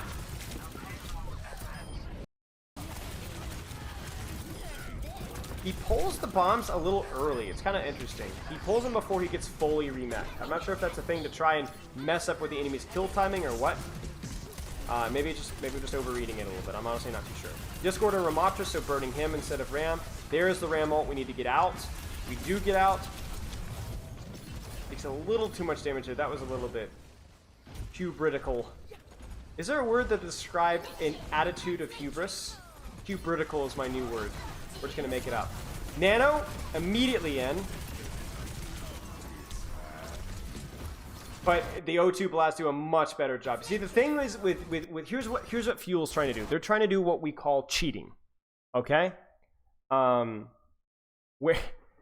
hubristical. That sounds like a medication for hemorrhoids. Okay. What's cheating is saying we don't really have an off angle or a flank. Our Tracer's still frontlining, our D.Va's still frontlining. We're just going to run you over. That worked once earlier when Hanbin was able to get a little bit closer. The problem is Hanbin is a little too far away. And where's Tracer on my screen? And where's Sombra on my screen? Do you see Fuel? Edison's gotten forced out, and then they go in. Poor timing from Dallas. So the play itself is okay. This play wouldn't work if Sparkle was positioned better and Edison was actually in the fight. This play would actually, excuse me, this play would work, but it doesn't work because both of those things are gone. GG's. No shot. This actually works. Maybe. He needs to get Mega if he can. Oh my gosh, that Matrix is so stupid. Like, my 3 freaking seconds of Matrix feels like an eternity. Wait, hubristic is actually a word? Let's go. Helping is on a rotate. So we have nothing, but neither do they. So he's gonna go avoid the frontline trade. Find a way to set up and stage for the backline. Clear out the Tracer. Help me in the Tracer, guys. Help me in the Tracer, guys. Okay. Help me. I don't know what happened in the backline there, but apparently Opener just freaking dies. Forces out the Nemesis form. Discord. Now the guy's blocking. Light him up like a Christmas tree. Cassidy on the flank. Will Probe die? Yes, Probe will. And we're cooking. Yeah, I mean, honestly, really, really good match from Hanbin. I definitely think a better performance than what we saw from Bliss on the Lucio.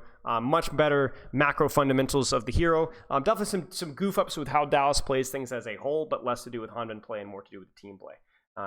Okay. Would have worked with Winston. Yeah, I mean, the whole thing, this whole matchup would have been better if I think Hanbin was playing a little bit more Winston versus this comp. They're definitely, like, O2 is definitely leveraging the fact that they think that these guys don't want to play Winston. So, yeah, this was really, really enjoyable. Really, really high level stuff from Hanbin there. Do you guys have any questions? You guys have any questions? We need to watch the new Vegas roster? Yeah, I'm honestly no idea how well those guys will do.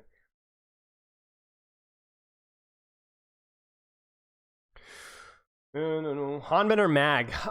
It's just different heroes, you know? Different heroes. I think Hanbin has the pedigree, you know? He's been playing at a higher level for longer, where I think Mag has really had his pop-off season this season.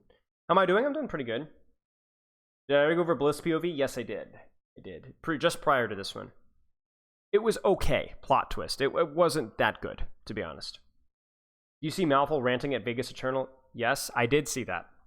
I also had a very unpleasant experience with the management there. So, and I've heard a lot of things behind the scenes about some of the stuff, the shenanigans that got pulled. So you know, what goes around comes around. No, they're only on the OWL replays are only on OWL accounts. It works fine, but yeah.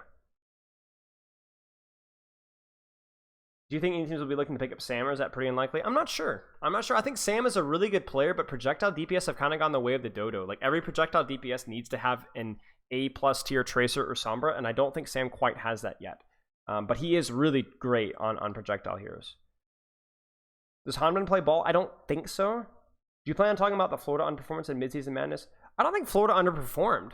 I think Florida was just inconsistent. I talked a little bit about that on ATP. If you guys want to check out !podcast, I do talk a little bit about Florida stuff there. But I don't think it was necessarily an underperformance, just so much as it was a little bit like hot and cold. But that's also been a little bit Florida this season too. How do you feel about FD God's relief? I don't know. I mean, he definitely, you know, Get Amazed knows more about the situation. I haven't really studied enough of FD God's play or Washington Justice's play to know if FD God was a weak point or not. I think it's also really hard to judge main support value from without the replay viewer, because we rarely get main support POVs. Molfig on ball? Yeah, Molfig on ball was pretty good. Molfig on ball was more of a gimmick. I remember people saying that, oh, they unironically should be running Molfig on ball over Hottie, and that was always such a meme. But Molf was a pretty good ball for an off tank. I imagine the same's probably the same with Hanbin. What's your opinion on scrimming at a lower level? I mean, what do you mean, what's my opinion? It's fine, sure, go for it, it's fun. It's a good practice. Yeah, it is really fun to watch. The only problem with OWL is sometimes it can be a little bit chaotic to follow. I mean, Mayhem at third is exactly where they belong, to be honest with you. So, if anything, I think Boston underperformed, right? Because I think Boston should have been more competitive, or maybe even had a shot at third place. Who suggested ball Rhine comp back in season 4? It was I don't remember. I think it was something that we always knew was an option because Molf had a reasonably powerful ball. I don't remember. Yeah, no, I agree that there were some ugly matches. Losing to Hangzhou, but like, yeah.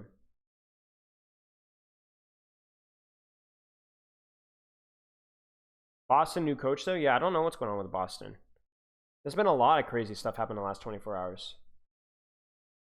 A scrim is a scrimmage. A scrimmage is where you have 2 hours where two teams play up against each other. They pick 4 or 5 different maps, sometimes 6 maps, and they just play against each other.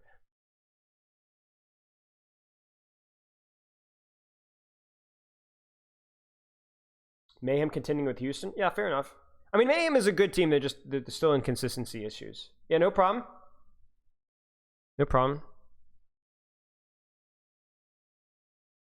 Yeah, the Vegas stuff is crazy. Still don't think any high expectations for that team make sense at all. I still think that team has like some major weak points, and obviously ping as well. And I don't have a lot of faith in their leadership. So we'll see.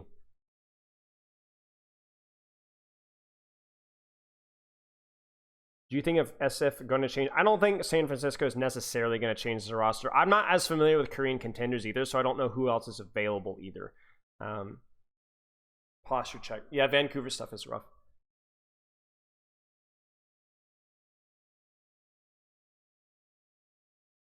The Vegas drama is that basically Vegas has been a mismanaged team since 2020, not bullying out, but not keeping the people that they needed to keep, whether it was coaches or players, consistently downgraded every season, purposefully downgraded. I don't know what else to do.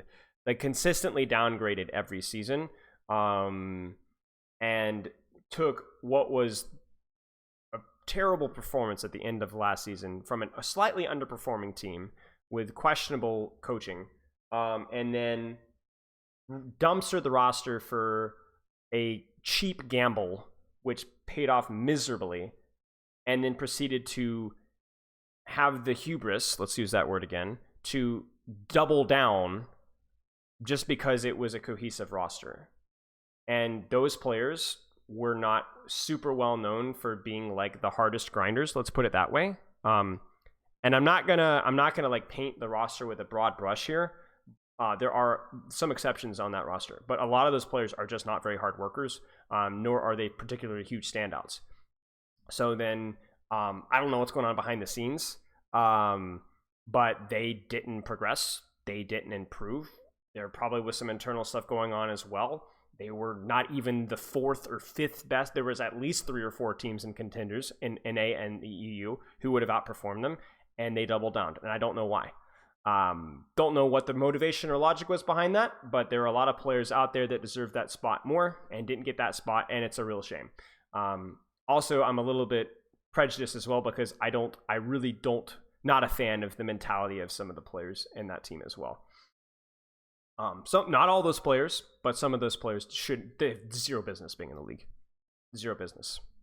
Not zero sense of professionalism or effort. It's like, come on. It's always opportunity cost. Like you don't get to be in the league for free. Somebody else doesn't get the shot. And that hurts me because I knew of coaches for years that were just not even putting in any effort and just being complete idiots. And I didn't get my shot, so I'm extra sensitive to that because I know of a lot of tier 2 players who've been hard grinding, and to get screwed over because so-and-so is in the league just because either nepotism or just some baffling management decision, like that hurts.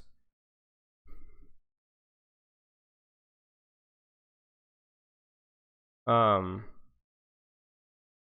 you think a pure hit scan is still a valuable thing for teams? Not as much, no. I think if you're a pure hit scan, you have to at least have a good tracer. Because I know these players. I worked in contenders for a long time. I trialed for Odyssey in 2020, and I know what these players are, and I know who they are and what they like.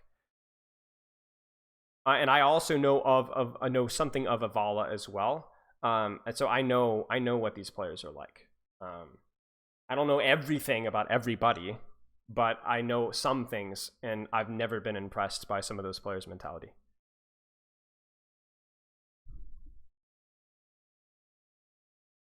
How many are ideal per team? I think at least 2 coaches per team is good. I think anything more than that is kind of hit or miss. I don't think there's really a need for 3 coaches for most teams. I think 2 coaches is probably pretty reasonable. I don't know much about the pickups. I'm sure they'll be better than what they had before. You don't think that they could have changed their mentality during that time frame? Oh, it's definitely possible. But I've known of their mentality for years, and I have had information as to the way that they were approaching the game. That is more relatively recent. Let's put it that way. So, no, I don't think, because it's not. I'm not basing just my judgment off of what my experience with them 2.5 years ago. Thoughts on Rhino? Rhino's a good tank. I like Rhino. I haven't talked with Rhino in a long time though.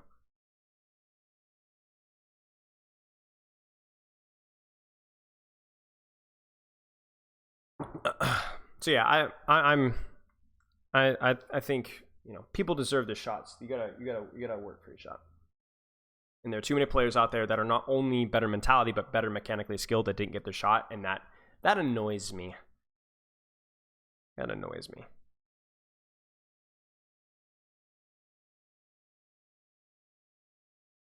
Have you ever tried reaching out to any content creators besides Hammertime for coaching? Kind of. It's a bit weird because, like, if you think about it, most content creators are high rank players, right? So me going, hey, ML7, let me coach you on Ana. Could I coach ML7 on Ana? Obviously. I've coached Ana players a lot better than ML7 on Ana. That's what Overwatch League is. But it would be weird for me to reach out to them and be like, hey, let me tell you how to play the game. That's kind of weird.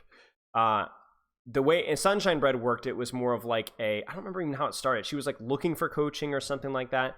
And the other thing too is that a lot of these content creators, like ML7 for example, do you think ML7 really cares about getting rank 1? Not really. He's a content creator first, player second. And so when the things that I would have him doing or playing or doing would probably not be as like conducive to like being a productive streamer. Like I'd probably have him playing less, a little bit more focused, a little bit less chat interaction, and that's not what, you know, that's not what he's really in you know, not in the business for. So it wouldn't make as much sense. And that's the case for most content creators. Most content creators don't really care about getting better. Exactly. It would require like a relationship. It's kind of hard to say. It's kind of hard to kind of say. It's even weird when like sometimes I'll do a coaching the coach section for me where somebody will coach my Zenyatta to practice their coaching or something like that. I did that one recently, and it's even weird then because I know that like the advice that they give me, even if it's good, I'm never really going to act on because I don't play the game myself enough. You know, it would be good content. Yeah, content creators play to be entertaining first and foremost anyways. Yeah, it's definitely different. It's definitely tricky. First John 2:2 is a Bible verse that I like. A general collab could be cool, but it's hard to form those relationships sometimes. Yeah. So, I mean, again, there's not a content creator out there that I don't feel like I could coach. Some of the really, really high-level OTPs, like, for example, Chasm, I would have a hard time coaching Chasm. I might be able to give a couple of, like, basic macro stuff that I want to see more from Chasm, but Chasm is really good at what he does. So I don't think that there would be a lot to learn there, especially with such a niche hero. But I could coach almost certainly every high-level streamer out there. But again, it's just like the relationship. Are they interested in getting better? Are they going to want to be like, hey, you need to get good? Is that a good idea? It's something that's kind of tricky. Yeah, Chasm is contenders. Yep. I coached versus Chasm in contenders back in 2020, actually. Super, yeah. Super could use coaching just because of the variety of hero pool that he plays. Super could definitely use coaching. He's a good player, but there's a lot of things that he's a little bit of he's not as much of a specialist, so he could use coaching. Bane one. Your new video resonated. I'm glad to hear it, Ben. Could I offer anything meaningful to Yazan? Not on Pharah. That's another good one. Another one who's so good. Like Yazan is probably the best Pharah in the world. Proper if it was team coaching, yes. Yes. I mean, if you guys can go back and watch on Twitch on my Spylo 2 channel, but I'm actually also working on a actual Spylo 1 video on my spectating US scrims and giving some feedback on Super Winston.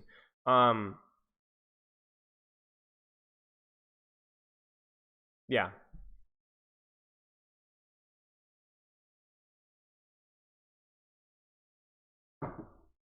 But Super is really Super is a great player considering that he's streamed as long as he has and he plays as much as he has. Game 1,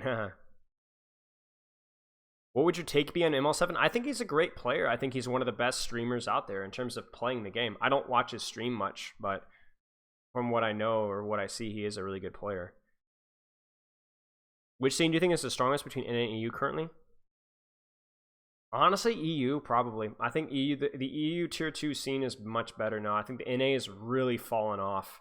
I think it was easily NA for quite a while, 2020, 2021, to an extent as well. But I think really EU just has the better teams right now. There's probably at least, I'm trying to think off the top of my head. I mean, you might have like one really good NA team right now if you like compile like maybe one of the best collegiate teams. But I think EU is probably better right now. Whatever Mikey and Tree, whatever that team is, I forget what team that is, Maryville or whatever, that's probably the best contenders team right now. And then after that, I think there's like 2 or 3 or even 4 EU teams before I'd even pick anybody in NA contenders. Yeah, there's like Saints, and then like 3 or 4 EU teams, and then like NA.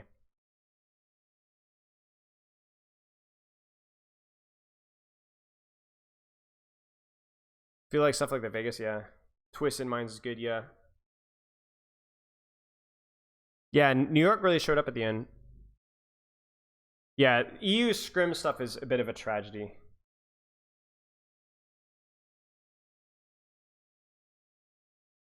Yeah, okay. I'm gonna get to some Hammertime really fast. So !Hammertime. Hammertime is basically where people can submit your educational content, other people's educational content, Reddit posts, TikToks, TikTok videos, YouTube shorts, Blizzard forum posts. I don't care. They can be educational. They can be, you know, takes on the balance and things and so on. And I basically go through them and I give my take. Now, for actual content creators like Flats, I generally tend to avoid it because I don't want to sitting up here like nitpicking at what other content creators are doing. I will sometimes go over it depending on like but I'm going to be a lot more respectful for this kind of stuff. Reddit post more fair game. This coach here asked for feedback, so I'll probably take a look at his thing. So let's take a look here with a Reddit post here. What makes the holy trinity of Sombra, Tracer, Hitscan so hard to master? What's so special about these 3 roles that make them so mutually exclusive? We all have a bunch of go-to hitskins and go tracers like Hunter Inspire, blah, blah, blah. There's some Americans good hitskins with equally average strong like Kai and Cock. Sombra, Tracer, but he's saying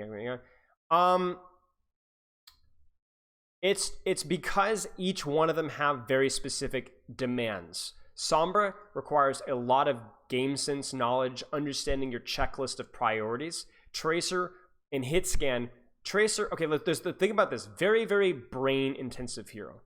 Very, very aim-intensive hero with some brain. And then Tracer's just somewhere in between. But the thing with Tracer is having good hitscan mechanics doesn't guarantee that you're going to be good at Tracer as well, because the speed of the tracking, the blinks, and the pulse bombs are mechanics in of themselves. And even a hero like Sombra with a lot of the tech that you can do with her, there's like a unique set of techs for all 3 of these heroes, especially with Tracer and Hitscan, so that it's not so much that Sombra, Tracer, Hitscan you can't learn all those. It's any 3 combinations of either mechanically difficult or strategically difficult heroes. Like, for example, how many top tier Winston, Ball, and Diva players are there in the Overwatch League? How many? I mean, none. There's not a single one. Not a single one. In fact, you would struggle to find a top tier Winston and a top tier Ball player. That's just 2. Maybe Mag recently has been looking really good, right? You would struggle to find, how about Zarya, Diva, Sigma? Even that one's hard. Reiner? Not on Diva, no. Respectfully, no. It's hard though. It's hard. And so you have to understand that, like, it doesn't matter the role. It doesn't matter the role. People are going to be specialists, not because they can't play the other hero, just because it's too unbelievably hard. And that's what makes Lip so phenomenal, is that Lip is really good at that. But even then, is Lip the best hit scan in the world? No. Is Lip the best tracer in the world? No. I wouldn't even put him in an S tier tracer. Maybe A tier. I mean, it's been a long time since I've seen his tracer, but, you know, it's really, really, really hard. So that it's not so much that Sombra Tracer, it's the people think that, oh, because they have hit scan weapons, therefore they have to be similar. But think about this: top tier Genji, top tier Mei, top tier Pharah. Even that one is tough. Some of the best projectile players in the world, like maybe a Pelican, maybe, right? But we're talking about like a couple of players. And then you throw in a Tracer in there and it just goes all to pot. It goes all to pot. So, you know, if there's nothing inherently different about these specific heroes, it's the fact that Sombra is a very thinking man's hero. Tracer is a very thinking man's hero and mechanically difficult. And these are just mechanically difficult while also requiring some thinking too. So anyway, yeah. I really don't want to respond to tank counter stops thing from flank flats. You know, the video I released is my response. Let's take a look at this Echo VOD real quick here, real fast. Less than 6 minutes. All right, G-Fest, let's see what you got. Let me know what you think. I try to keep it short and simple, so beneficial to most players. All right, let's take a look. Let's turn the playback speed and let's get cooking. I'm an Overwatch coach, and I found out that multiple Echo players have problems when looking to engage on the enemy. So in this video, I'm gonna talk about some aspects of decisions, positioning, and flight usage, which can improve your engagement flow as Echo. What engagement flow is? It's doing initial scouting, setup, scouting again, and then engaging. Scouting is important because it allows to get information which helps to think ahead about what to do, what your positioning will be, instead of getting surprised about the info which you didn't see or thought about and panicking because of it. Doing proper setup in engagement is crucial because it helps to control the map better, force out resources, and get kills. First of all, it's a common mistake for players to not think ahead about what their position will be. It's a usual mistake to autopilot and go with a team, which makes good setup and engagement not possible because enemy can force you out. I know this Echo player.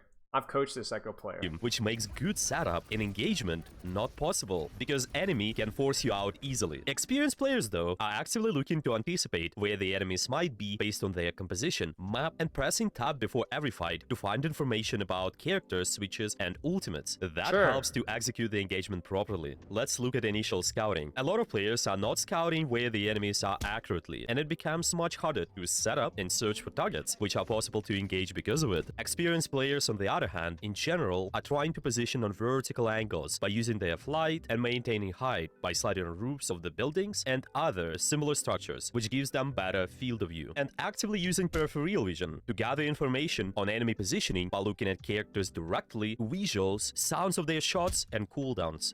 So basically just using your eyeballs to help you choose a position by really paying attention to the enemy's positioning here. This is really if they're distracted or not. That helps with setup, engagement. Coached him for a while. He's a good student, isn't he? Really nice guy. And getting kills as a result. Let's talk about setup step. Pretty frequent mistake is stacking on the same angle with the team too much, which makes good engagement almost impossible. But experienced players are actively using vertical off angles. They are playing away from main core, which throws enemy aim off a lot, because an enemy is forced to move crosshair in 2 dimensions, horizontal and vertical, at the same time. Also, it splits enemy team's attention. They have to be aware of 2 or more angles at the same time, but it's a challenging task even for higher rank players, and that's why taking such off angles is increasing chances to get kills in general. Another mistake which players make is getting poked before an actual engagement. They play out in the open when looking to set up and lose too much HP, and resources are getting forced out too because of it. Experienced players tend to position in the way which saves the most of the resources, though. They use corners and short range spaces to avoid getting poked too much, and even try to set up in the way which saves flight ability, so it's possible to disengage if it's needed, or try to get it back faster by sliding on the roofs. Let's discuss 2 last steps: scouting and engagement. Big problem which multiple players have is taking too long to engage, and it becomes extremely tough to win the fight because their team took too much pressure already. Or there might be completely opposite problem, where average players tend to engage too early, and as a consequence, most of the enemy pressure is on them, which leads to fast death. But experienced players tend to wait for some sort of distraction most of the time. Usually it's highly beneficial to understand if tank is being active on the field or not. When tank goes aggressive, then it creates high obviously it's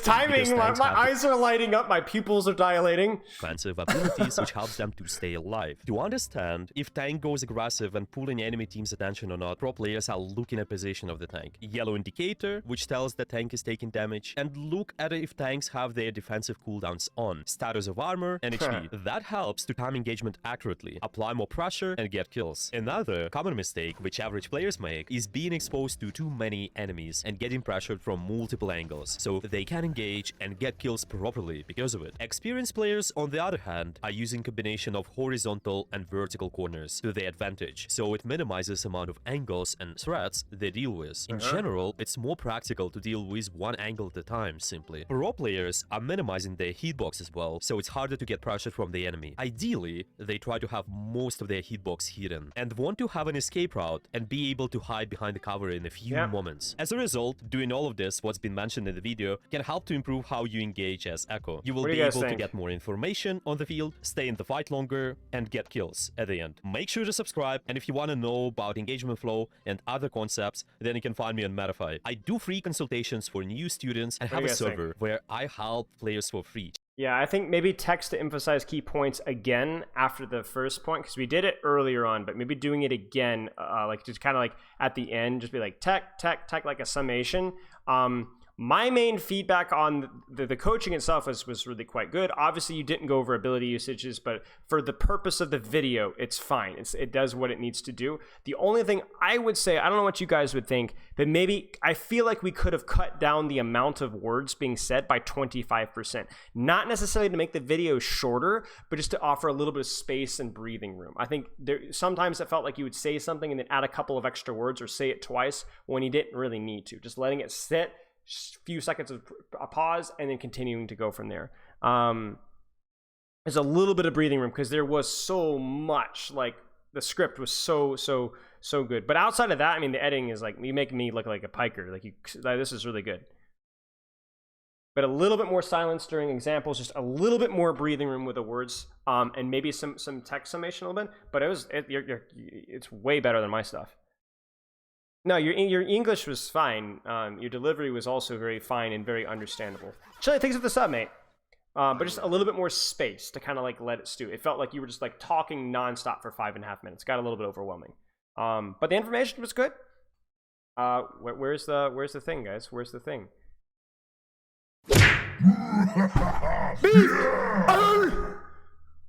That's good. Yes, that's true, Ken Goosehonk. That's where you need like a little bit of space. So you know when we're going from one point to the second point. Yeah. Yeah, nice job, mate. That was really good. I liked it a lot. We could take, if you guys have anything else to post, we don't, if not, we'll finish up with this one.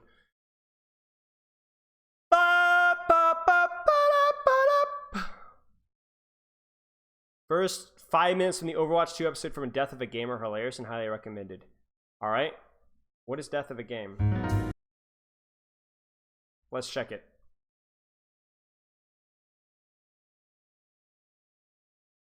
Ha! Nice, Jolly Rod.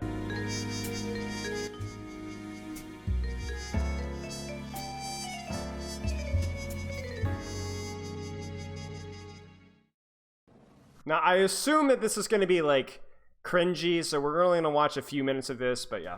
Overwatch 2, an all-new sequel to the world-famous, world-igniting Overwatch 1 that was set to introduce an all-new PvE and hero mode component to the game in a way never done before. Well, that was the tagline and the thesis of it all. That's not where things ended up, as all of you are probably well aware of after reading the title of this video. No, you see, it turns out after the game has been reportedly in the works since 2019, Overwatch 2 has been basically cancelled. Yes, there will be fans in chat discussing how the PvP mode is still existing and counters this notion, but the entire point of Overwatch 2 was the new PvE hero mode and content. Hundreds of missions, hero missions, and cooperative content, mostly if not all gone. And yet, here we are. Blizzard is seemingly bent on pretending that nothing happened. With their recent show. And I also understand the skepticism with like, okay, PvE isn't technically dead. Yes, we get that. However, from what we know of the PvE, it's not going to be anywhere close to the same. And also proven, at this point, it's guilty until proven innocent when it comes to Blizzard with this stuff. So I don't have a problem with this here. Showcase at the Xbox Game Show, where they unveiled their paid PvE content and teased a new hero. But I won't pretend it didn't happen. I was there testing Overwatch since closed beta, and I got to top 500 and even won a LAN tournament. I was in the trenches, and seeing the foregoing of development on Overwatch 1 for another game was puzzling even back then. If this is Overwatch 2, a major sequel, it might be one of the worst, highest profile ones we have ever seen and witnessed, all things encompassed. This is quite clearly Detectives a special episode. I mean, I've already got the jam. I mean, okay, here's the problem though. It's like I mean, the more I look back and think back and to Overwatch 1, the more I am thankful for what Overwatch 2 is from a PvP side of things, excuse me.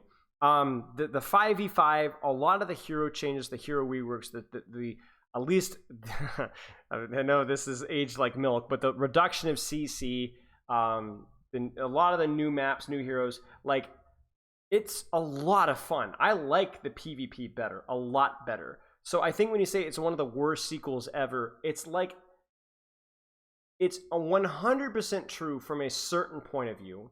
It's 100% false from a certain point of view. The problem with this is it makes for a catchy thing, yes, but it's only true from a certain point of view. In terms of the game quality is like, it's like Assassin's Creed 2. It's like took everything that the initial game did and did it better in terms of the PvP. But if Assassin's Creed promised like this open world MMO concept, for example, right, and then didn't deliver, then yes, Assassin's Creed 2 would have been the worst thing. But it's only true from a certain viewpoint. You know? As going, and I don't even think we have ever gone through a timeline like this before, with such preconceived notions of chaos and failure wrapped up so deeply into everything. But that's because Overwatch 2 was a colossal failure, and despite what White Knighters in the comments might try, keyword, to argue, this entire video is going to be dedicated to outlining through the usage of the game's historical timeline and evidence we gather along the journey, the various failures of the game culminating to a colossal one just recently. So strap in, detectives, we have quite the story to unwrap. But you see how, like, this is what annoys me, is because it's purposefully myopic. It's purposefully myopic. Here. To disclaim things too, my allegiances are to the betterment of the gaming industry as a whole. To everyone asking me to be less mean or critical, clickbaity video, well, I'm just letting you know that that's utterly trite and not utility-like and reaching only my goal. true into some Detectives aspects. have never really been universally liked. I mean, we're shaking cupboards and pulling back rugs after all. Anyway, thanks for the support as always. You guys personally requested this investigation. Already listed on Steam, Ned Iron Outlaw. Based loosely on the story of the Australian bushranger legend Ned Kelly in the Kelly Gang. I was approached by Beer Labs or Brood Engagement Extended Reality Labs, a really cool name, concerning giving my short impressions on the upcoming game and project after playing the demo on Steam. Ned Iron Outlaw is an indie game, and I'm all for support for itself. What I decided parts about the game to read by, and if game.com when sponsoring this, the mere announcement of a sequel would send shockwaves through the community. Not just because of the hype and possibilities, but because Overwatch 1 was only a few years old at this point, and at that point had been largely abandoned in terms of large or even moderate updates. This much was admitted by Overwatch's director Jeff Kaplan later on, but the whole idea was that Overwatch 1 was on the rocks because the development team was secretly cooking up Overwatch 2 behind the scenes, and it was going to change everything. Overwatch 2 would be finally capitalizing on the long-standing and incredibly well-done lore and art that Overwatch featured for many years, including the trailers and the different shorts. With the addition of the game now having a story mode, they could really leverage this. This would include story missions, unique hero missions for each hero, and according to Forbes, Overwatch 2 was set to have reportedly hundreds of co-op missions. And from that standpoint, it is one of the greatest failures in video game history. Colossal failure. As for the PvP players, they would experience new visuals, a new game mode dubbed Push, new heroes, and the change of 6 players to 5 players now, making the game 5 versus 5. Nearly 2 years would pass and Overwatch 2 was seemingly no closer to launch. While it's expected for a game to have taken time for development, announcing it clearly so early on was putting pressure on the game. And worse, Overwatch 1 wasn't being updated or properly handled anymore. So much so that Blizzard was This was also colossal. First of all, not only was the development on Overwatch 2 stalling behind the scenes, struggles over scope and scale on the project were raging on. The game director himself, Jeff Kaplan, the voice and face of Overwatch, would be leaving Blizzard during the struggle after 19 years of development history. Aaron Keller, who previously led the level design team on Team 4 for Blizzard and Overwatch, would take over as the game director. Funny enough though, his LinkedIn still says that he's a level designer now. Jeff Kaplan leaving was a major blow to not just Overwatch, but the coming of Overwatch 2. Many people would theorize that Overwatch 2 was just Maybe, but we don't really know. Plan and vision to see the realization of what was Project Titan, the previously failed online FPS project that from its ashes would birth Overwatch. Many people felt that with his departure, that dream officially died. That being said, there is also an insane amount of character worship that goes on in America, and specifically with Jeff Kaplan. Now, it's less that he's secretly this bad developer that I'm going to unveil or this asshole or whatever else, but it's more that just his strengths also come with weaknesses. And for the kind of game and money that Activision Blizzard was trying to make, perhaps Jeff was just the wrong tool. With more time and resources, could Jeff maybe have accomplished his vision? Perhaps, but the deck was stacked against him ever since Kotick took over Blizzard. And well, after you see of what became of the monetization of Overwatch 2, it's hard not to see it as a battle that Kaplan ultimately lost, whatever the true story might be.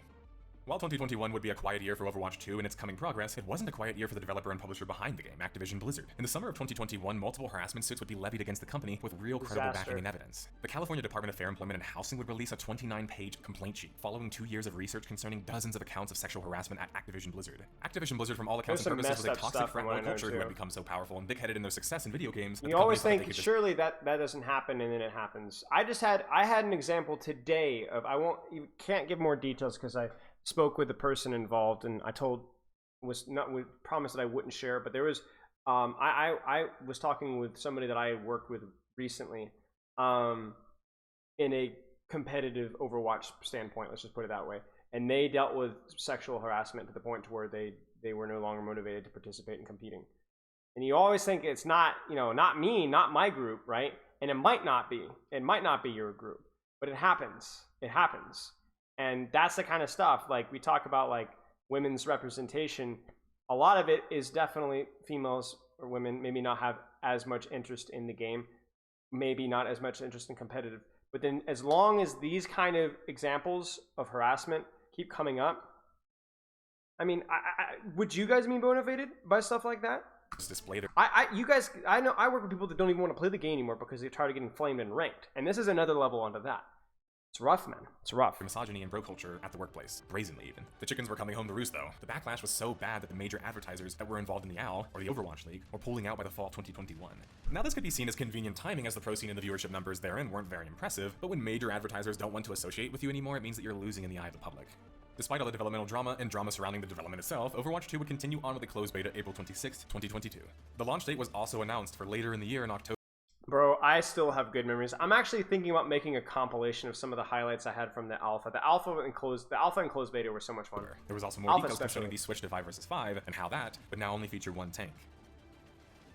The biggest drama yet concerning Overwatch 2 itself, not Activision Blizzard in the development. No, I agree, Matt. I agree.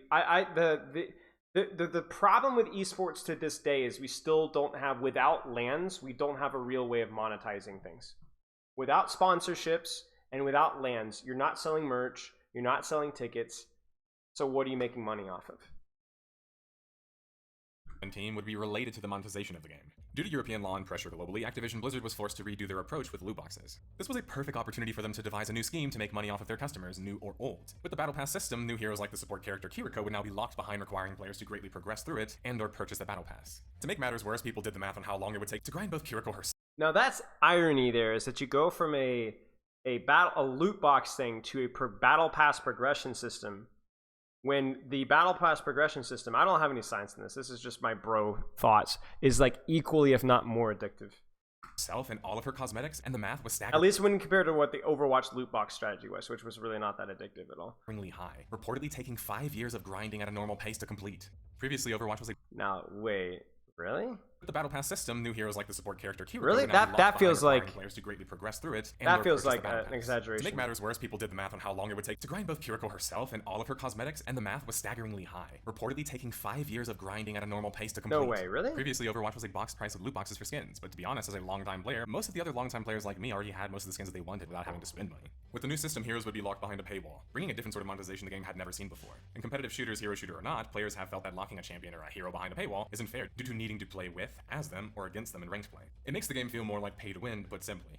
And Blizzard's reasoning for locking Yeah, but heroes still behind for the paywall was cosmetics. simple, and they even admitted it quite clearly, because it was the single most engaging content. They knew exactly what they were doing and why they were doing it, and how it was skewed to making them more money. More bad news would strike in September of 2022 in the way of losing more key important talent. This time the lead hero designer, Jeff Goodman. Jeff not only had been balancing and helping create heroes since the original game came out, he was responsible for the most recent reworks of Orisa, Doomfist, as well as the new heroes that were added to the game. To say losing him was a major blow was an understatement, and no reason was given. Maybe. Okay, I'm gonna give you guys a little bit of insight here, okay? A little bit of insight. I am not a corporate culture know-how. I don't know anything about lead heroes designing, but I have been involved in the leadership of a lot of different organizations, coaching teams, managing a lot of things, okay? I think a good way to put this. Public impression of a person's value is often totally wrong.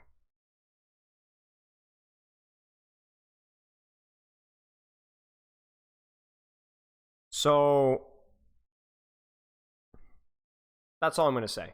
I don't know anything about Jeff Goodman. Jeff Goodman might have been God's gift to Green Earth. But public impression, people tend to overrate people, you know, and I don't know. Maybe this could have been equally bad or equally good. I don't know. Anything that it's moved, people tend to look at moves as like objectively bad, but you don't know. You don't know. Given as to why he departed either, just like Jeff Kaplan, trending towards problems behind the scenes, right? So it's like you look at this as like an overwhelmingly negative thing, but instead you should look at like the track record. Overwatch 2 would launch October 4th, 2022 after nearly 3 to 4 You years. say Jeff Goodman had plenty of missteps, but we don't also know exactly what Jeff Goodman was responsible for, do we? I mean, we might. I'm honest question. What are we? Brig 1.0 and BAP, yeah. I mean, if Jeff was responsible for those, then yes, those are some major missteps. Years in development in parallel as they were maintaining the How people can say stuff like this confidently because it makes for a good video. Common psychological fallacy. Our problems are due to environment. Other people's personal problems are due to their personal qualities. That's a great one. Services on Overwatch 1. The critical reviews, which is what we will start with, were probably as expected, glossing over many of the negative aspects we covered in the pregame in lieu of focusing on the game itself. I will talk more about the player reception of the game later. PC Gamer in their review of Overwatch 2 would score the game a 74 out of 100 and state that Overwatch 2 could have launched as a much better game and a much more ambitious one. Like the original in 2016, it could have been an FPS for the sort of players and skill sets that other shooters don't often make room for. Instead, it's a confusing sequel that sacrifices its best parts as it transitions to a free-to-play mode. The original Overwatch is too robust and too distinct to be completely erased, and it's why the sequel remains compelling in spite of itself. But the live service model leaves it in a fragile state. Close as it is to a fully reinvigorated sequel to one of the best shooters of the last decade, it's just as close to collapsing as the pillars of its original design get knocked out. IGN was rather positive concerning Overwatch 2. Overwatch 2 breathes new life into what was once the sharpest multiplayer shooter around, before it had its edges severely dulled by Blizzard's attention shifting away. The switch to smaller 5v5 matches ushers in a new brawler age for Overwatch where individual duels take precedence over tactical team play, and crucially, all but a handful of tactical team play still matters, but sure. Have been thrown out of the arena. The fundamentals are all set for Overwatch to shine as it once did in the multiplayer shooter scene once again, and the future definitely looks bright with what is set to come over the following months. Leaving their review on a slight bit of a cliffhanger many people in the comments are probably chuckling about right now. Where the reviews actually start getting critical is with Eurogamer and Polygon's review of Overwatch 2, starting with Eurogamer's. Going by its launch showing, I suspect Overwatch 2 will continue to stumble occasionally with its representational politics. The wider question is, where is it stumbling to? I'm not privy to the detail of Blizzard's forthcoming co-op modes, but let's be honest, we've seen Overwatch do PvE before and it's never felt like more than a nice distraction. The PvP is still some of the best multiplayer you can find this side of Smash Bros and Team Fortress, but all of those incremental additions create a sense of dying by inches. I would rather play a proper Street Fighter 4-esque sequel which shucks off or transforms the original frameworks entirely. As things stand today, Overwatch 2 feels like yet another service game where unlocks lead off into perpetuity, purely because money has to be made. It's got its eyes on the horizon, the same old spring in its step, but I'm not sure it has anywhere to go. While Polygon was not quick to jump to conclusions for the game, they were also worried about the game even being delivered as promised. Nailed it, Polygon. Enjoying Overwatch 2. Yeah, what does the representational thing even mean? Like, my impression of Overwatch is that it's trying to not play a game of representational politics, but have something that everybody can identify with a hero of who they are, right? Like, you know, if you're from Africa, if you're from America, if you're from, you know, British, like, I don't think a lot of people play a hero because they identify with that individual hero. So I think like that part of the thing is a little bit, not, I wouldn't say overblown, but it's not really that much of an impact, but it's something, right? I mean, you know, I think the idea, the heart's in the right place there, right? You know, exercising cautious optimism, not just in the future direction of its ever-changing lore and world, but in the idea that years of new content will ultimately deliver on the promise of a full sequel. Overwatch 2, drama and all, would eclipse an impressive 35 million players. Mind you, the game was free to play now, so a higher player count was kind of to be expected, but still, that was something to work with and incredibly impressive. But how long would those players stick around for? On top of a normal online gaming bleed, Overwatch 2's numbers would be dropping no matter what because the game was technically in early access. It was missing the promised PvE, which was the whole selling point of the game. At launch, Overwatch 2 was more focused on being this lean, slight overhaul shift from 6 vs 6 to 5 vs 5 PvP light experience. I say light experience because they didn't even fully commit to being competitive with a lack of tournament features in the game, still when compared to other top titles like Valorant. The fact with Overwatch 2 was that what does that mean, competitive tournament things? Because I'm a complete scrub when it comes to the outside stuff. What does he mean by that? Play now was a nice cushion for some of the criticism it was facing, but things were only going to get worse for the game. Things would worsen for Overwatch 2 concerning their professional scene, or the OWL, the Overwatch League. In December of 2022, OWL's Philly team, Fusion, would be rebranding and relocating to Korea as a Korean team in Seoul. Now this might seem like an incredibly random for people not following the OWL, which is most people, but during the pandemic, as I covered in my first video concerning in-game spectating and such. Overwatch 1, the professional scene for Overwatch 1 was in turmoil. The entire premise of the league was to be like a traditional sports league, where major cities would have their own teams that must be franchised, aka purchasing a team slot to make a team. As much as many outlets third-party tournaments. Yeah, I mean, third-party tournaments, termination has been a major problem for Overwatch for a long time, but that's completely unrelated to Overwatch 2. Blizzard's clamped down on sponsorships, the lack of balancing for the game for a long time. I mean, Overwatch Pro scene's death started in 2019.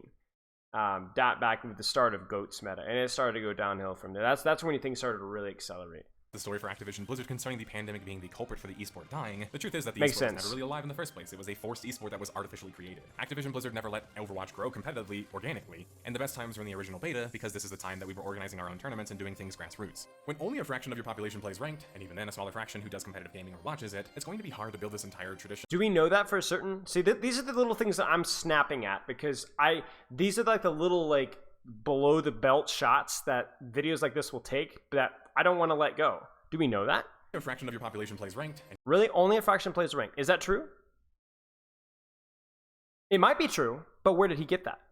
Even then, a smaller fraction Because we've already caught him a few times making claims that were not accurate. So just saying. who does competitive gaming or watches it, it's going to be hard to build this entire traditional sports-like league. I agree with him with Especially his when esports is conclusions, online but and trying to force local brand appeal into esports, it just doesn't really make sense. It straddles on borderline delusion when you realize that Activision Blizzard was promising. yeah, its the investors local branding makes no sense without LANs. It makes no sense without LANs. If you can't host people in a location, there's no reason to have local branding at all. 125 million in revenue by 2020. That money was nowhere in sight. And That's viewership true. numbers had been on this steady Faction is decline a very minus the big launch term. event of Overwatch 2 itself naturally. Yet franchise slots were still costing $20 million. Where was the money? Where were the viewerships? Because it wasn't in esports, and it certainly wasn't in Overwatch. The reason that Fusion I agree with all transitioned to that. Korea is a significant thing is that because the majority of the professional players and the general player base in Overwatch are Korean and in Korea. It means that the entire premise of the OWL in the US and the EU, where they have this massive important sponsorships and investors set up, it's basically becoming null and void, with competition moving to Korea for better pay and opportunities. I actually think that Activision Blizzard could kind of save the esports scene slightly by just leaning into this and creating an online GSL-like league like StarCraft had. I mean, can we point out more of the absurdity about the whole copy traditional sports thing? You might be thinking, like, oh, a Philly team moving to Korea. Wow, that sounds like a TV show-worthy experience, except that the team is freaking Korean. But that's probably just a coincidence, right? What about my hometown city, the Houston Outlaws? Ah, okay. So best case scenario, Overwatch 2's esport is still kicking, technically, just in Korea. At this point, it feels like Activision Blizzard just doesn't want to take their ball and go home for fear of that walk of shame. Because it's one thing to be optimistic, but when you don't have any results, it starts to tend towards delusion. Which is what I'm inclined to believe personally. I spoke about Overwatch as an esport in my previous Death of the Game. And to quickly address my personal beliefs on such, given my history with the game, I think Overwatch might have had the potential to become an esport, had they let the game grow organically. This is not I just agree with important in that, developing yeah. a scene who plays or watches the game, but also in developing the appropriate rule sets and game modes that people prefer. Instead, we were kind of all shoehorned into running with default modes that the game came with, that they ended up kind of removing for the second game, by the way. And these modes weren't really suited for competitive play. No other major shooter has them. And then there's this whole information overload problem that Wait. What is he saying? Instead, we were kind of all shoehorned into running with default modes that the game came with, that they ended up kind of removing for the second game, by the way. And these modes weren't really suited for competitive play. No other major shooter has them. And then there's this whole information overload What is problem he that I told saying? you guys about previously, especially as a I literally don't understand what he's I saying. think Overwatch might have had the potential to become an esport, had they let the game grow organically. This is not just important in developing a scene who plays or watches the game, but also in developing the appropriate rule sets and game modes that people prefer. Instead, we were kind of all shoehorned into running with default modes that the game came with, that they ended up kind of removing for the second game, What is he saying? by the way. And these modes weren't really I literally. Oh, we're talking about like game modes. suited for competitive play. No other major shooter has them. And then there's Weird. Maybe he's saying 2CP. this whole information overload problem that I told you guys about previously, especially as a tank player who made it to top 500. For the vast majority of people watching Overwatch at a competitive, let alone pro level, they have no idea what's going on, even for experienced players. There's so many particle effects on screen and things going on between 12 players that it's overwhelming for the majority of players. When you compare this to traditional sports, it's a world of difference. You know that in basketball, when the ball lands in the hoop, it's a bingo. You get the idea. That's why Activision Blizzard was better off comparing esports to the UFC or MMA or something more avant-garde and less mainstream that had more unique rules and formats. How the UFC, as a lifelong martial artist who's been watching it since 2004, went about advertising to a broader audience was taking highly skilled and experienced commentators and having them break things down over time. Over the course of many years, this led to just a higher general education. The issue with Overwatch was actually concerning commentators. Ooh, that's a cool catch. Now, you guys know I've always had a bone to pick with some of the casting level in Overwatch. The fact that Jake is like the pinnacle, or even Cuss is like the pinnacle. You know? True. Why do you, like, I don't think the casting level is very high. I don't know much about casting in other esports, but Overwatch is a very, very confusing game, but it's very high risk, high reward. If you understand what's going on, there isn't any Valorant corner peeking boringness, right? I find Overwatch like very fun to watch when I know what's going on.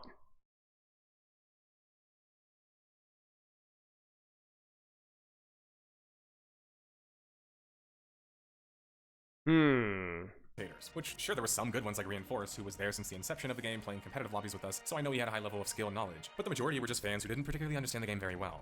That's again, because most players playing Overwatch don't. Overwatch feels like you're playing TF2 or a MOBA in some cases, or even a classic competitive shooter. But the reality is, you're playing a team-based game built on being a team-plays game that was even built on the precipice of being an even more team-based game originally.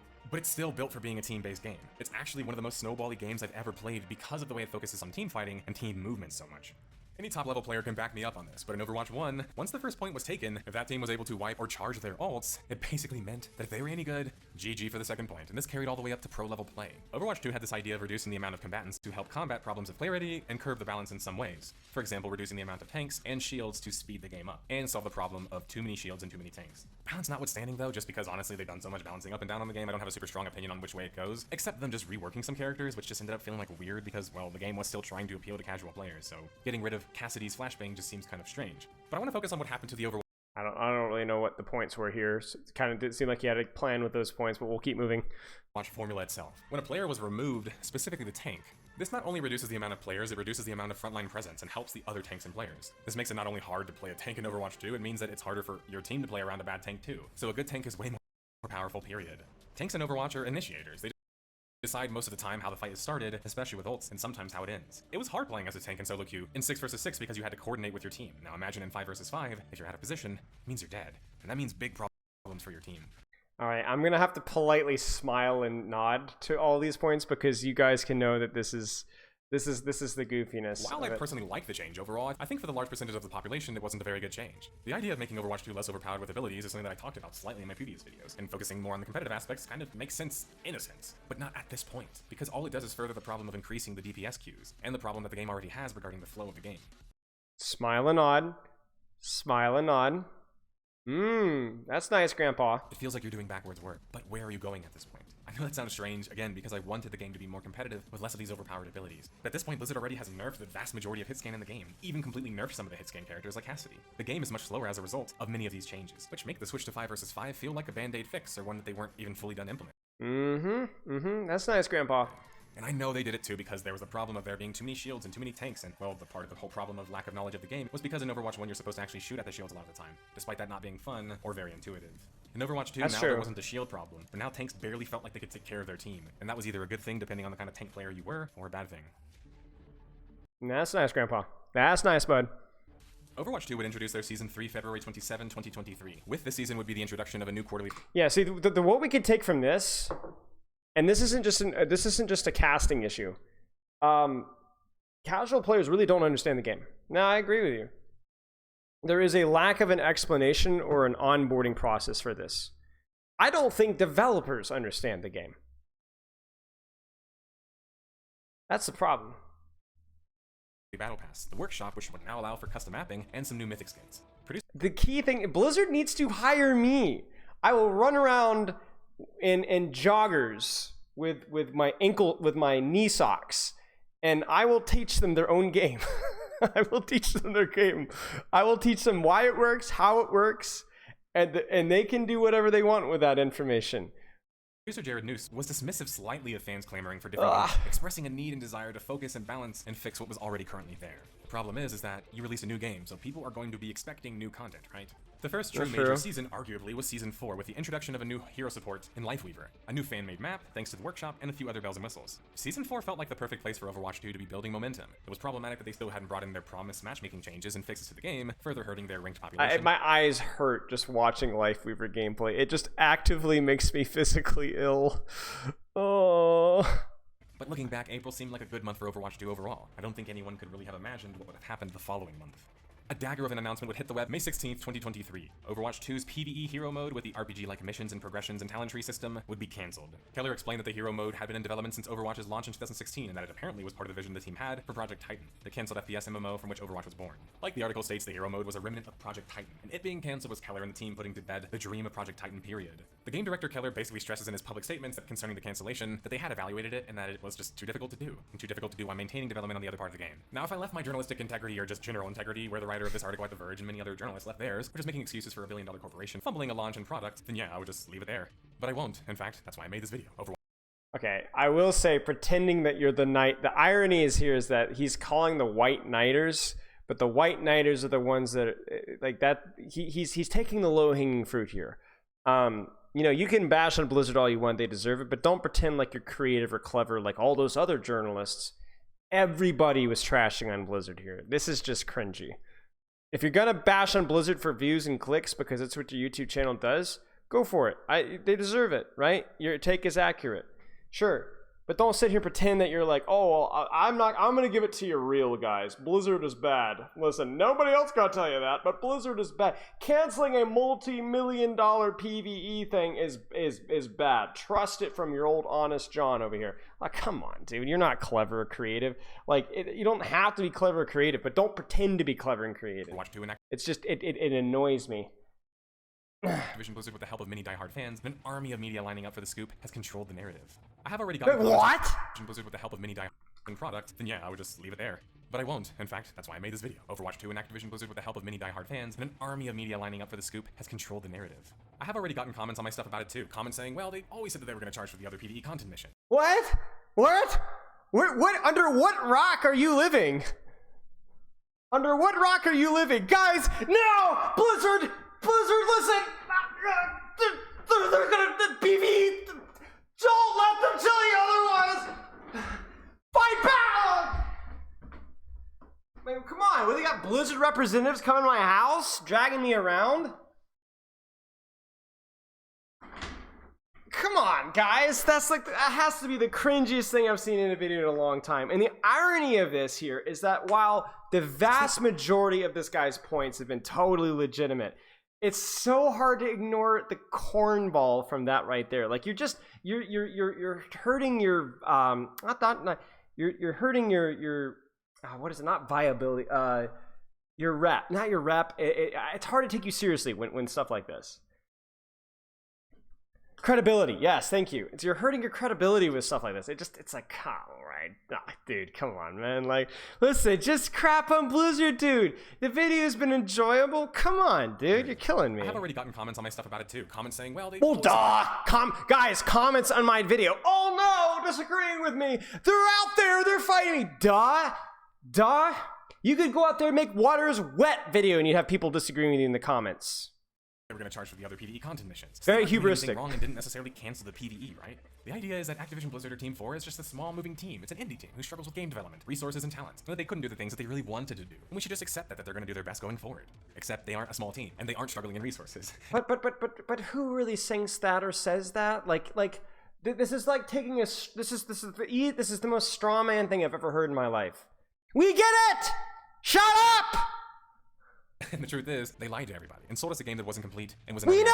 Now they are pivoting to what content Everybody they can deliver on, and knows. they're trying to control the narrative that it's not that bad, or at least the fan base and the media are doing it for them. But for reference, the hero missions. The best part about being a creator like this is you can always have a straw man. You always have a straw man because there's always some 4 IQ single-digit brainlet that's gonna pipe off and give you like, see guys, it's not a straw man. It's kicking. Wait, what is this thing? Is it human? You know, like that. There's always going to be something that you can punch at. Always. Going to be hundreds of missions, the main meat of the PvE mode. Them still releasing more story content isn't getting people excited, or it shouldn't, because their previous story content at events hasn't even been that impressive anyway. That's true. It's a strong departure from. I mean, guys, name how many enjoyable PvE events. And I'm not saying okay. You know, actually, let me phrase it. Good, not just enjoyable, but good PvE. How much? How much is it? Seriously, somebody tell me. Junkenstein, the thing that you play like once or twice, you're like, that was fun. Okay. Anyway. Lucio Ball, Retribution was okay. Like, the replayability is terrible. Why is bride a swear word? What? I mean, I'm not saying they're bad. They're fun little distractions, but that's all they really are. The Archives one was decent. The one that on Rialto, yeah, that one was decent. Still wasn't very good. The problem with the is because the enemies are really, really corny, you know, or never feel very gimmicky. Yeah. Are players really expecting? The following month, in June of 2023, Activision Blizzard would announce the paid story content portions at the Xbox Games Showcase. According to Game Informer, 3 missions would be released, and each of them would take up to 30 minutes to complete. The pricing would be $15 at the entry level, making it $15 for according to a game journalist level of skill and play, which, take that with a grain of salt, would be an hour and a half worth of story content. This is coming off the announcement of them canceling the content they had promised. Really? Now, chat, I'm at the point in time now to where I don't believe what this guy said. Is this true? I don't know if this is true. Showcase. According to Game Informer, 3 missions would be released, and each of them would take up to 30 minutes to complete. The pricing would be $15 at the entry level, making it $15 for according to a game journalist level of skill and play, which, take that with a grain of salt, would be an hour and a half worth of story content. This is coming off the announcement of them canceling the content they had promised their audience, which was despite what weird mental gymnastics you do because the said story missions are always going to cost extra. Well, that content wasn't supposed to cost anything, and it's not a good look to be charging for it still. It makes it feel like not only did they not So an hour and a half for $15 includes a $10 battle pass. Gotcha. You see what I'm? Do you see why I asked though? You see why I asked? This is disingenuous.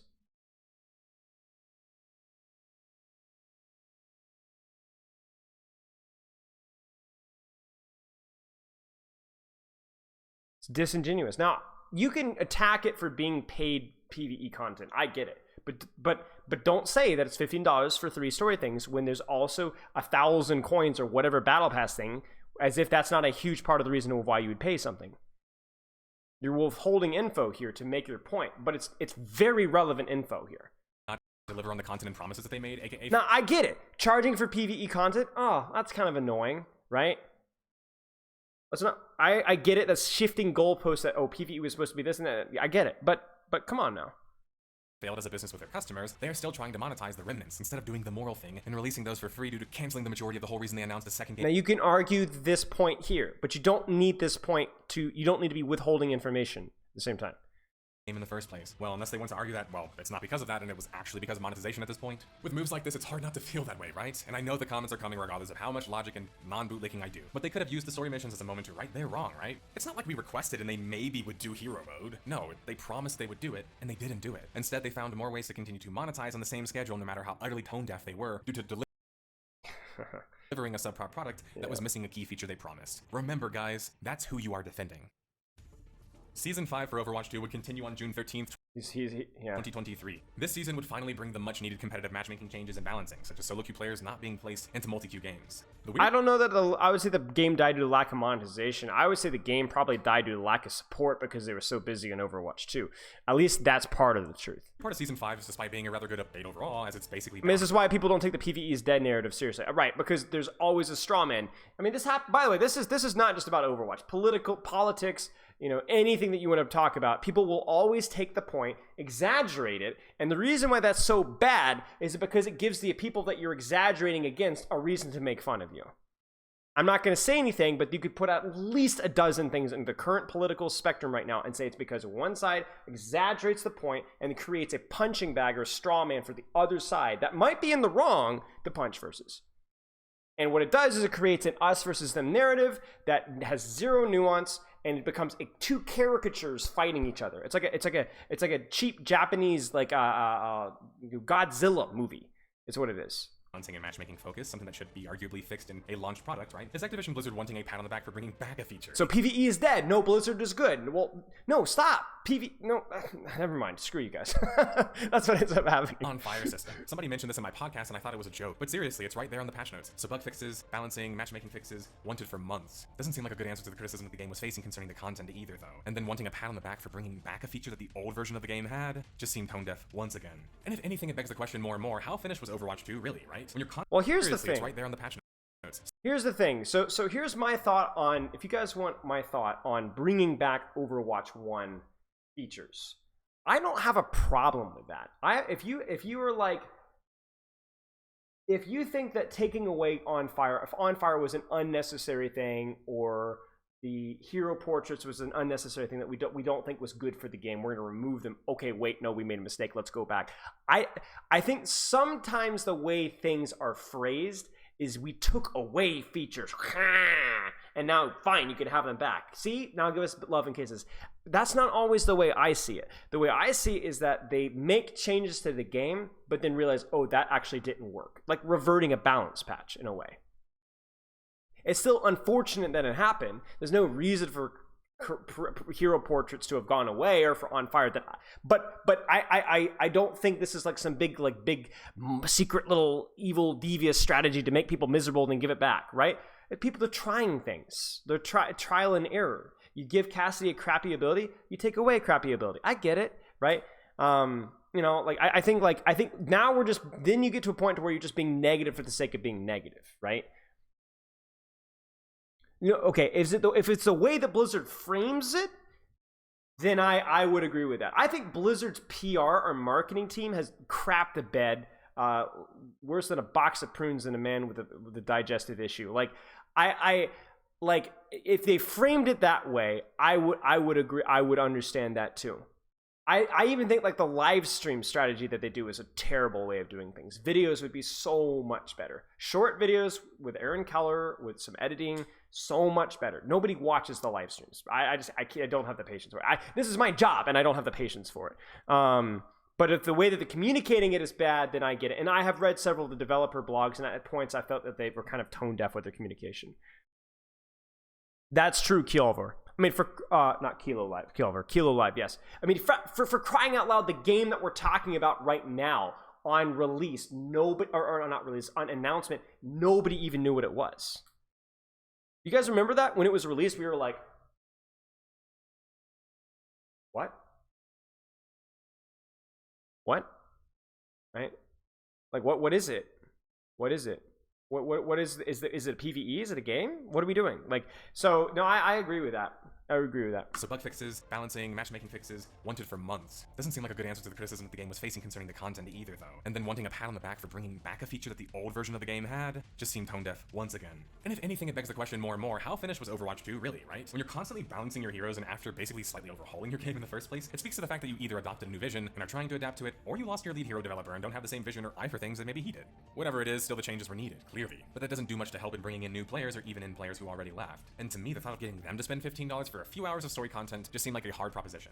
So perhaps with a failure of PvE before ever launching, Overwatch 2 can still manage to somehow fix its balance issues and the aforementioned issues in competitive play, including a lack of tournaments in the game, and salvage whatever is left of their player base. And be a fun alternative team-based shooter to other projects such as CSGO and Valorant and COD, and so on and so forth. But I think that the days of Overwatch being a serious competitor, whether in actual competitive experiences or merely popularity, are numbered. I mean, that's why I did this video, right? A point that I felt worth mentioning before we transitioned to solving the case was that the public perception and image of Activision Blizzard was just tarnished at this point. When Overwatch 1 was being developed, not only did team for the team behind it have classic developers that enacted nostalgia and really just belief in the product that they were going to make, the game had that old Blizzard feel still too. With Overwatch 2, Activision Blizzard isn't even the same company. Many of their founders, let alone key developers, have fled the company, and the head honcho in charge is quite hated by many people publicly and behind closed doors. This is going off of hundreds of comments that I received when I asked for fans' perspectives on Overwatch 1 and 2, and Activision Blizzard. And the drama surrounding all of them, I got so many examples I couldn't even fit into this video. I mean, for example, shout out to Uhl, who talked about NetEase and Blizzard's 14-year relationship falling through, or all the other dramatic stories that I was told, like the Blitzchung thing. There's just too many to even fit into this video, sorry guys. And not just from journalists either, but also from diehard passionate fans of the game, expressing their feelings of betrayal that they had for a company that they grew up with essentially. It's hard to imagine Activision Blizzard being able to effectively or easily transition from this failure without doing some serious house cleaning or reflecting publicly. Because behind the scenes reflecting isn't good enough anymore. If Activision Blizzard wants us to believe that they can still do the same quality, they have to show it to us. But it's disheartening to see so many emails telling me that it's one thing to have them fail at so many hurdles, but it's more that they just can't trust the company themselves to do things morally, ethically, or in the best interest of the game. That's fair. Broken trust. And that's a hard thing There to is a mend, big problem with sometimes trust right never now. really I can. agree with that. Blizzard really did become Activision Blizzard and then some. The Arthas of their own story. The music is playing and I have spent more time than usual on such a short timeline, but I think we can say that Overwatch 2 was a special case, right? But a case nonetheless. So let's put it to rest. What are the largest contributing factors for the game failing? Blizzard would cancel the hero mode, over-monetized and under-delivered. The majority of the original and top talent fled. Overwatch Third 2 point is is just contestable. half-baked. The competitive scene has fled. The majority of the original and top talent fled. Overwatch 2 is just half-baked. The Fourth is competitive scene has contested. floundered.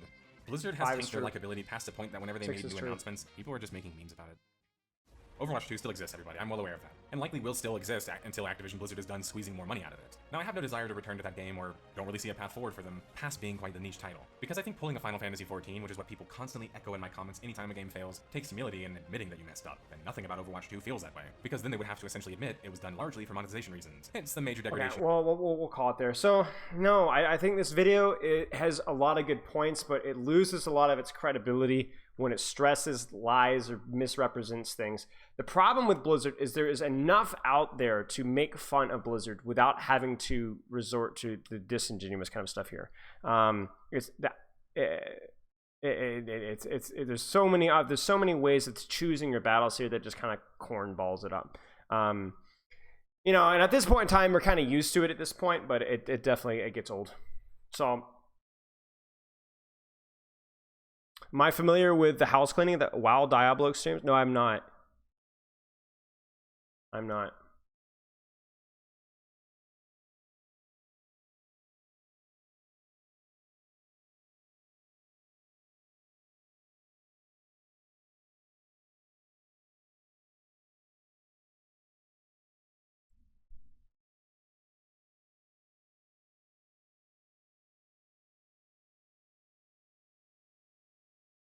Isn't opening up for me.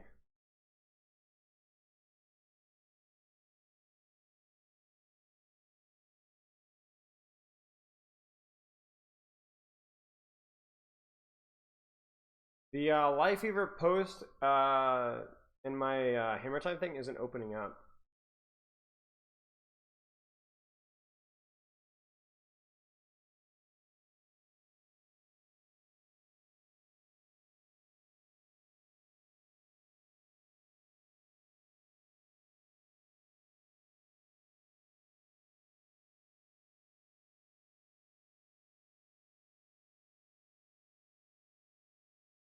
Oh, Overwatch University to get removed from competitive Overwatch or what?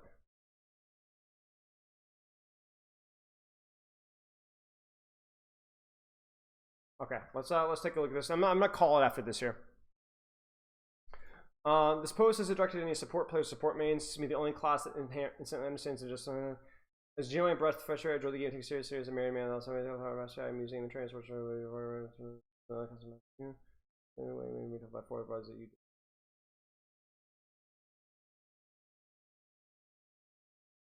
Without spending a ton of time on this, being able to dash away selfie on a local one is incredible. Being able to pedal myself to create instant space to heal attack from myself is incredible. And being able to turn any dive pin for instant 1v2 is such an incredible range. You could do all this without even getting something from me.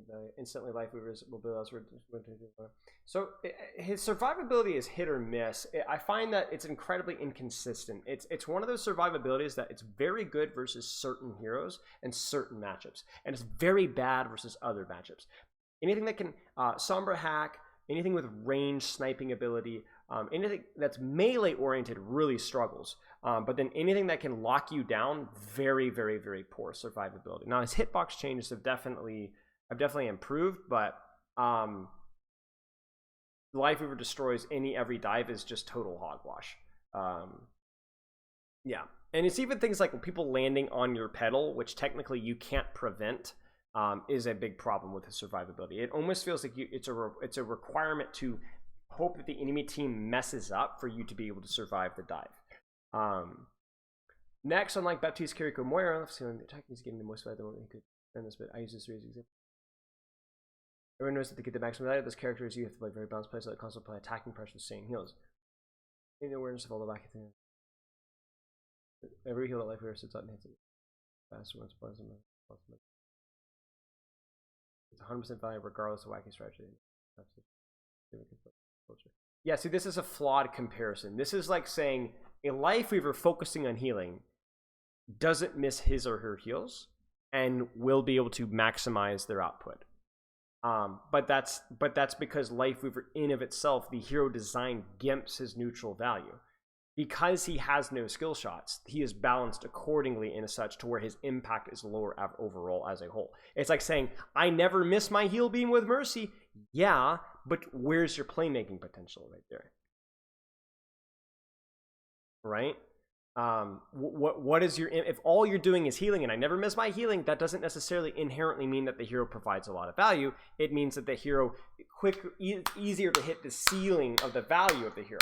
A hero missing shots and still getting value tells you that there's a lot more ceiling to that hero, that there's a lot more potential. This is a complete flawed understanding of what value actually means. It's not value in terms of, or balance of a hero. It's not value in terms of what I am doing, but of what I could be doing. That's what, and with Life Weaver, there's a limitation to what you could be doing.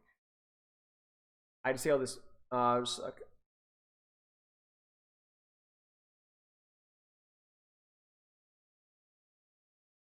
wait, this guy's bronze?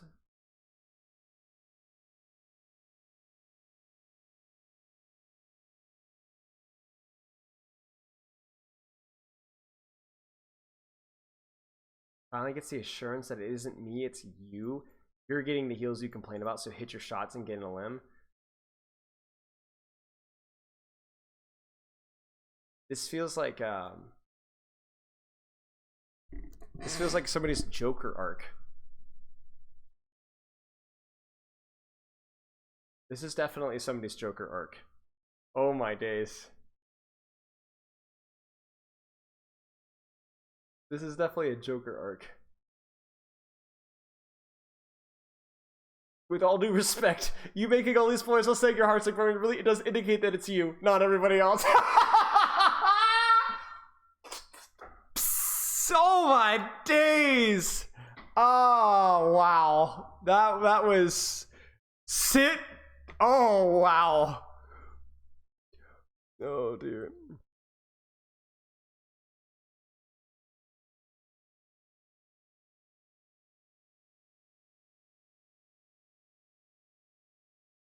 You also see a lot of Reaper operators getting to do nothing as well. They do nothing because they're bronze players diving another bronze player. You die much faster, not instantly these heroes any rank above this.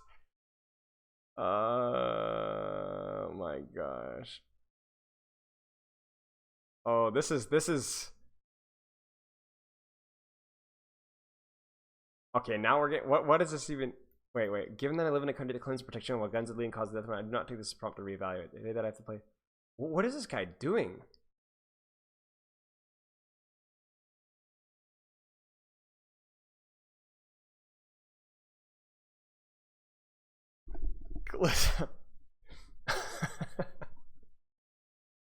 These dang libs, man! You can't trust these dang liberals. What is going on? Dude, what the heck, dude? This is the world that Donald Trump says that we live in. This isn't real. Oh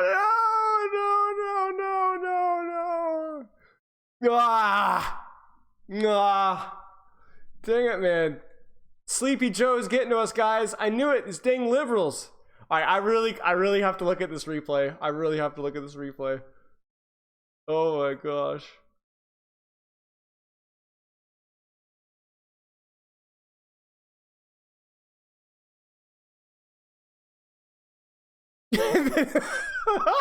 Look at this. Life is subjectively bad. I disagree. I think it's the most characteristic only character in the game. You have a view of the battlefield no one else has. You were off the goop. There's no way, dude. It's Jover. Alright, guys, we have to check this out. I have to see this. Alright, let's just go with the first replay code.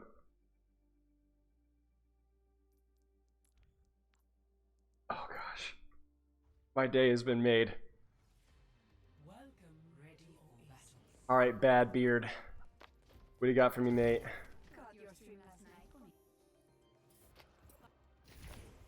Alright, hold tight, guys. Here we go.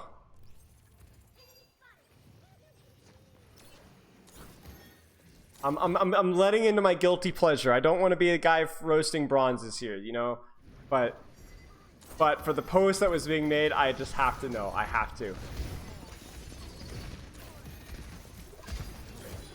That pull was honestly okay. It wasn't too bad.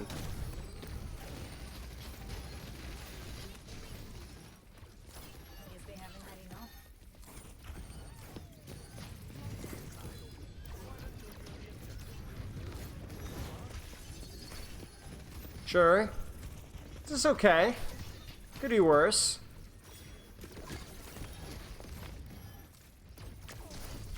That one was strange, to say the least.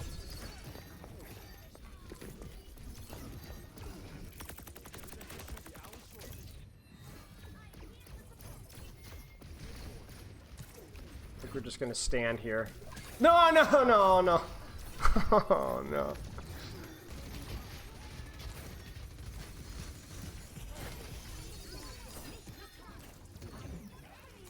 How do people find this to be fun? Like, honest question, guys.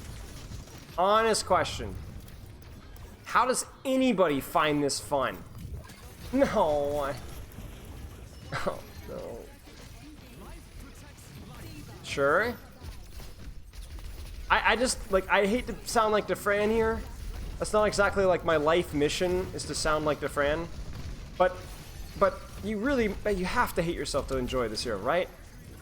Like, there's no way that... Like, I can even understand Mercy to an extent.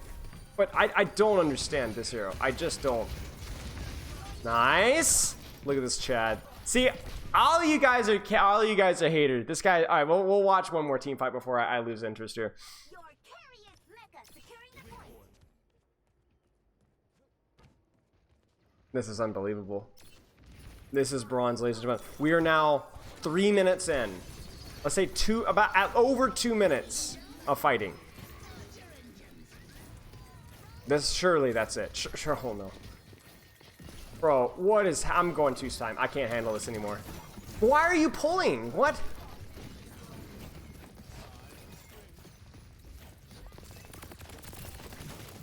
Oh my days. This hero is so boring.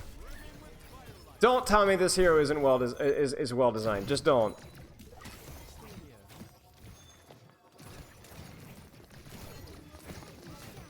Oh my gosh. He's gonna pull the D.Va. I know he is. Oh no, he was too slow. He went for the Junkrat. I love the object permanence here just a little bit, where like he takes he gets away from the Ramacha. Ramacha doesn't even look at him, first off. And then he goes, well, okay, now that I've gone up, the Ramacha won't care about me anymore, so I'm gonna drop back down again. It's like this. Like, I know, I'm not, it's like saying, you know, you're being robbed, right? And the guy's got a gun here. Hey, give me your money! Hey, watch out, the police!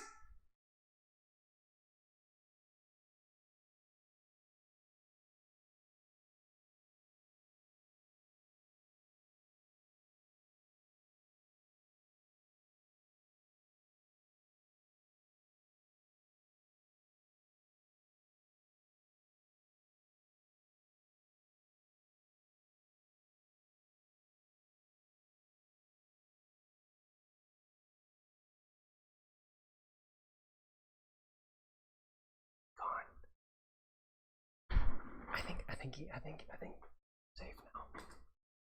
You know, surely, he can't see me. I've disappeared. He's gone. Yeah. And the problem is that like, oh no, yeah. All right, I mean, I can't do this anymore. All right, I bless you, whoever submitted that post. I genuinely I really like to learn from the posts that people submit. But sometimes it's just fun to just have a good chortle. Oh man. Have I considered an acting career? I did give an excellent. That was really good right there. Actually, I will say. That was really good. I don't know. What do you guys think? All right, I gotta move my face cam before I forget. Oh my god, this was hilarious. Oh my gosh. I mean, listen, Weaver is definitely a lot better than he used to be. He is grandmasterable, but like, oh my days, he is so boring to watch. And yes, how are people bronze? Bro, I mean, you brand new to games and like, you know, trying to figure stuff out. You guys have the advantage of like being played the game for a while. We're not going to use this as a springboard to make fun of bronze people. People that are I mean, I was bronze when I first started playing. I had no experience with first-person shooter. I had a trillion sensitivity. There was 6 people screaming around my screen. Like, I didn't understand like exactly how the abilities worked. So like, it's not exactly like a surprise that people are bronze. It's just, you know, it is what it is. Still is, but he used to be too. This guy is so funny. He's so funny. I could have seen that one coming. But yeah. You know, and some people just really don't even care about improving or playing. They just play for fun. It's just chill, you know? I don't think there's like anything like super complex about it. It's just, that was just really funny. That was just really funny. Oh man. Yeah, so I mean, I started in bronze for a while. I didn't actually play bronze, but I was basically bronze. I placed gold, dropped to like mid-silver, got terrified of competitive, so I didn't play competitive, just grinded quick play until I was basically like gold again. And then when I actually started playing ranked, I was already decent enough to be like consistently gold. So, you know, it is what it is. Oh, yeah. Thank you for finding us the kind of the part of the game. Right, exactly. Everybody in here probably has got some improvement itch, you know, but not everybody has that improvement itch. So it's not really not a big deal. I started at 62 SR in season 1. That's pretty high, right? Right? That's high, right? That was like Masters or Diamond, right? Right? Because like 80 something was high, right?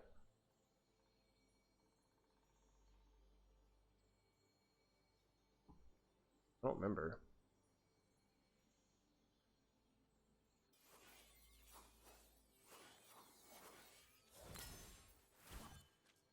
I didn't play in season 1. I think it played in like season 6 or 7 was my first season. I think somewhere around there. It's been a long time. You see SR60 footage from season 1, you think those people are low silver at best? True. The game has evolved a lot. And I think Overwatch 2 is going to continue to evolve as well. Though, like, where we're going to look back at like old Overwatch 2 gameplay and be like, oh, who was hitting those people over the head with a hammer? Like, but yeah.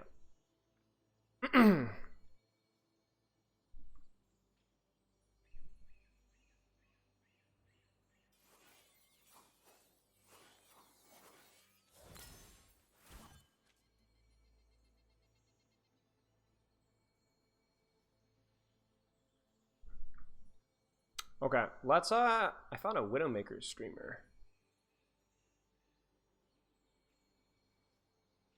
Awesome raid really fast.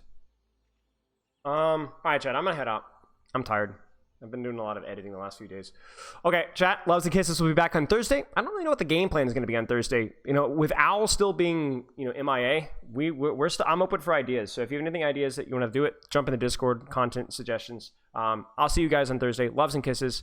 Yeah, that is all. Toss it right over to XC3C3. Toss him a phone. Cheers. 5, 4, 3, 2, 1. Goodbye!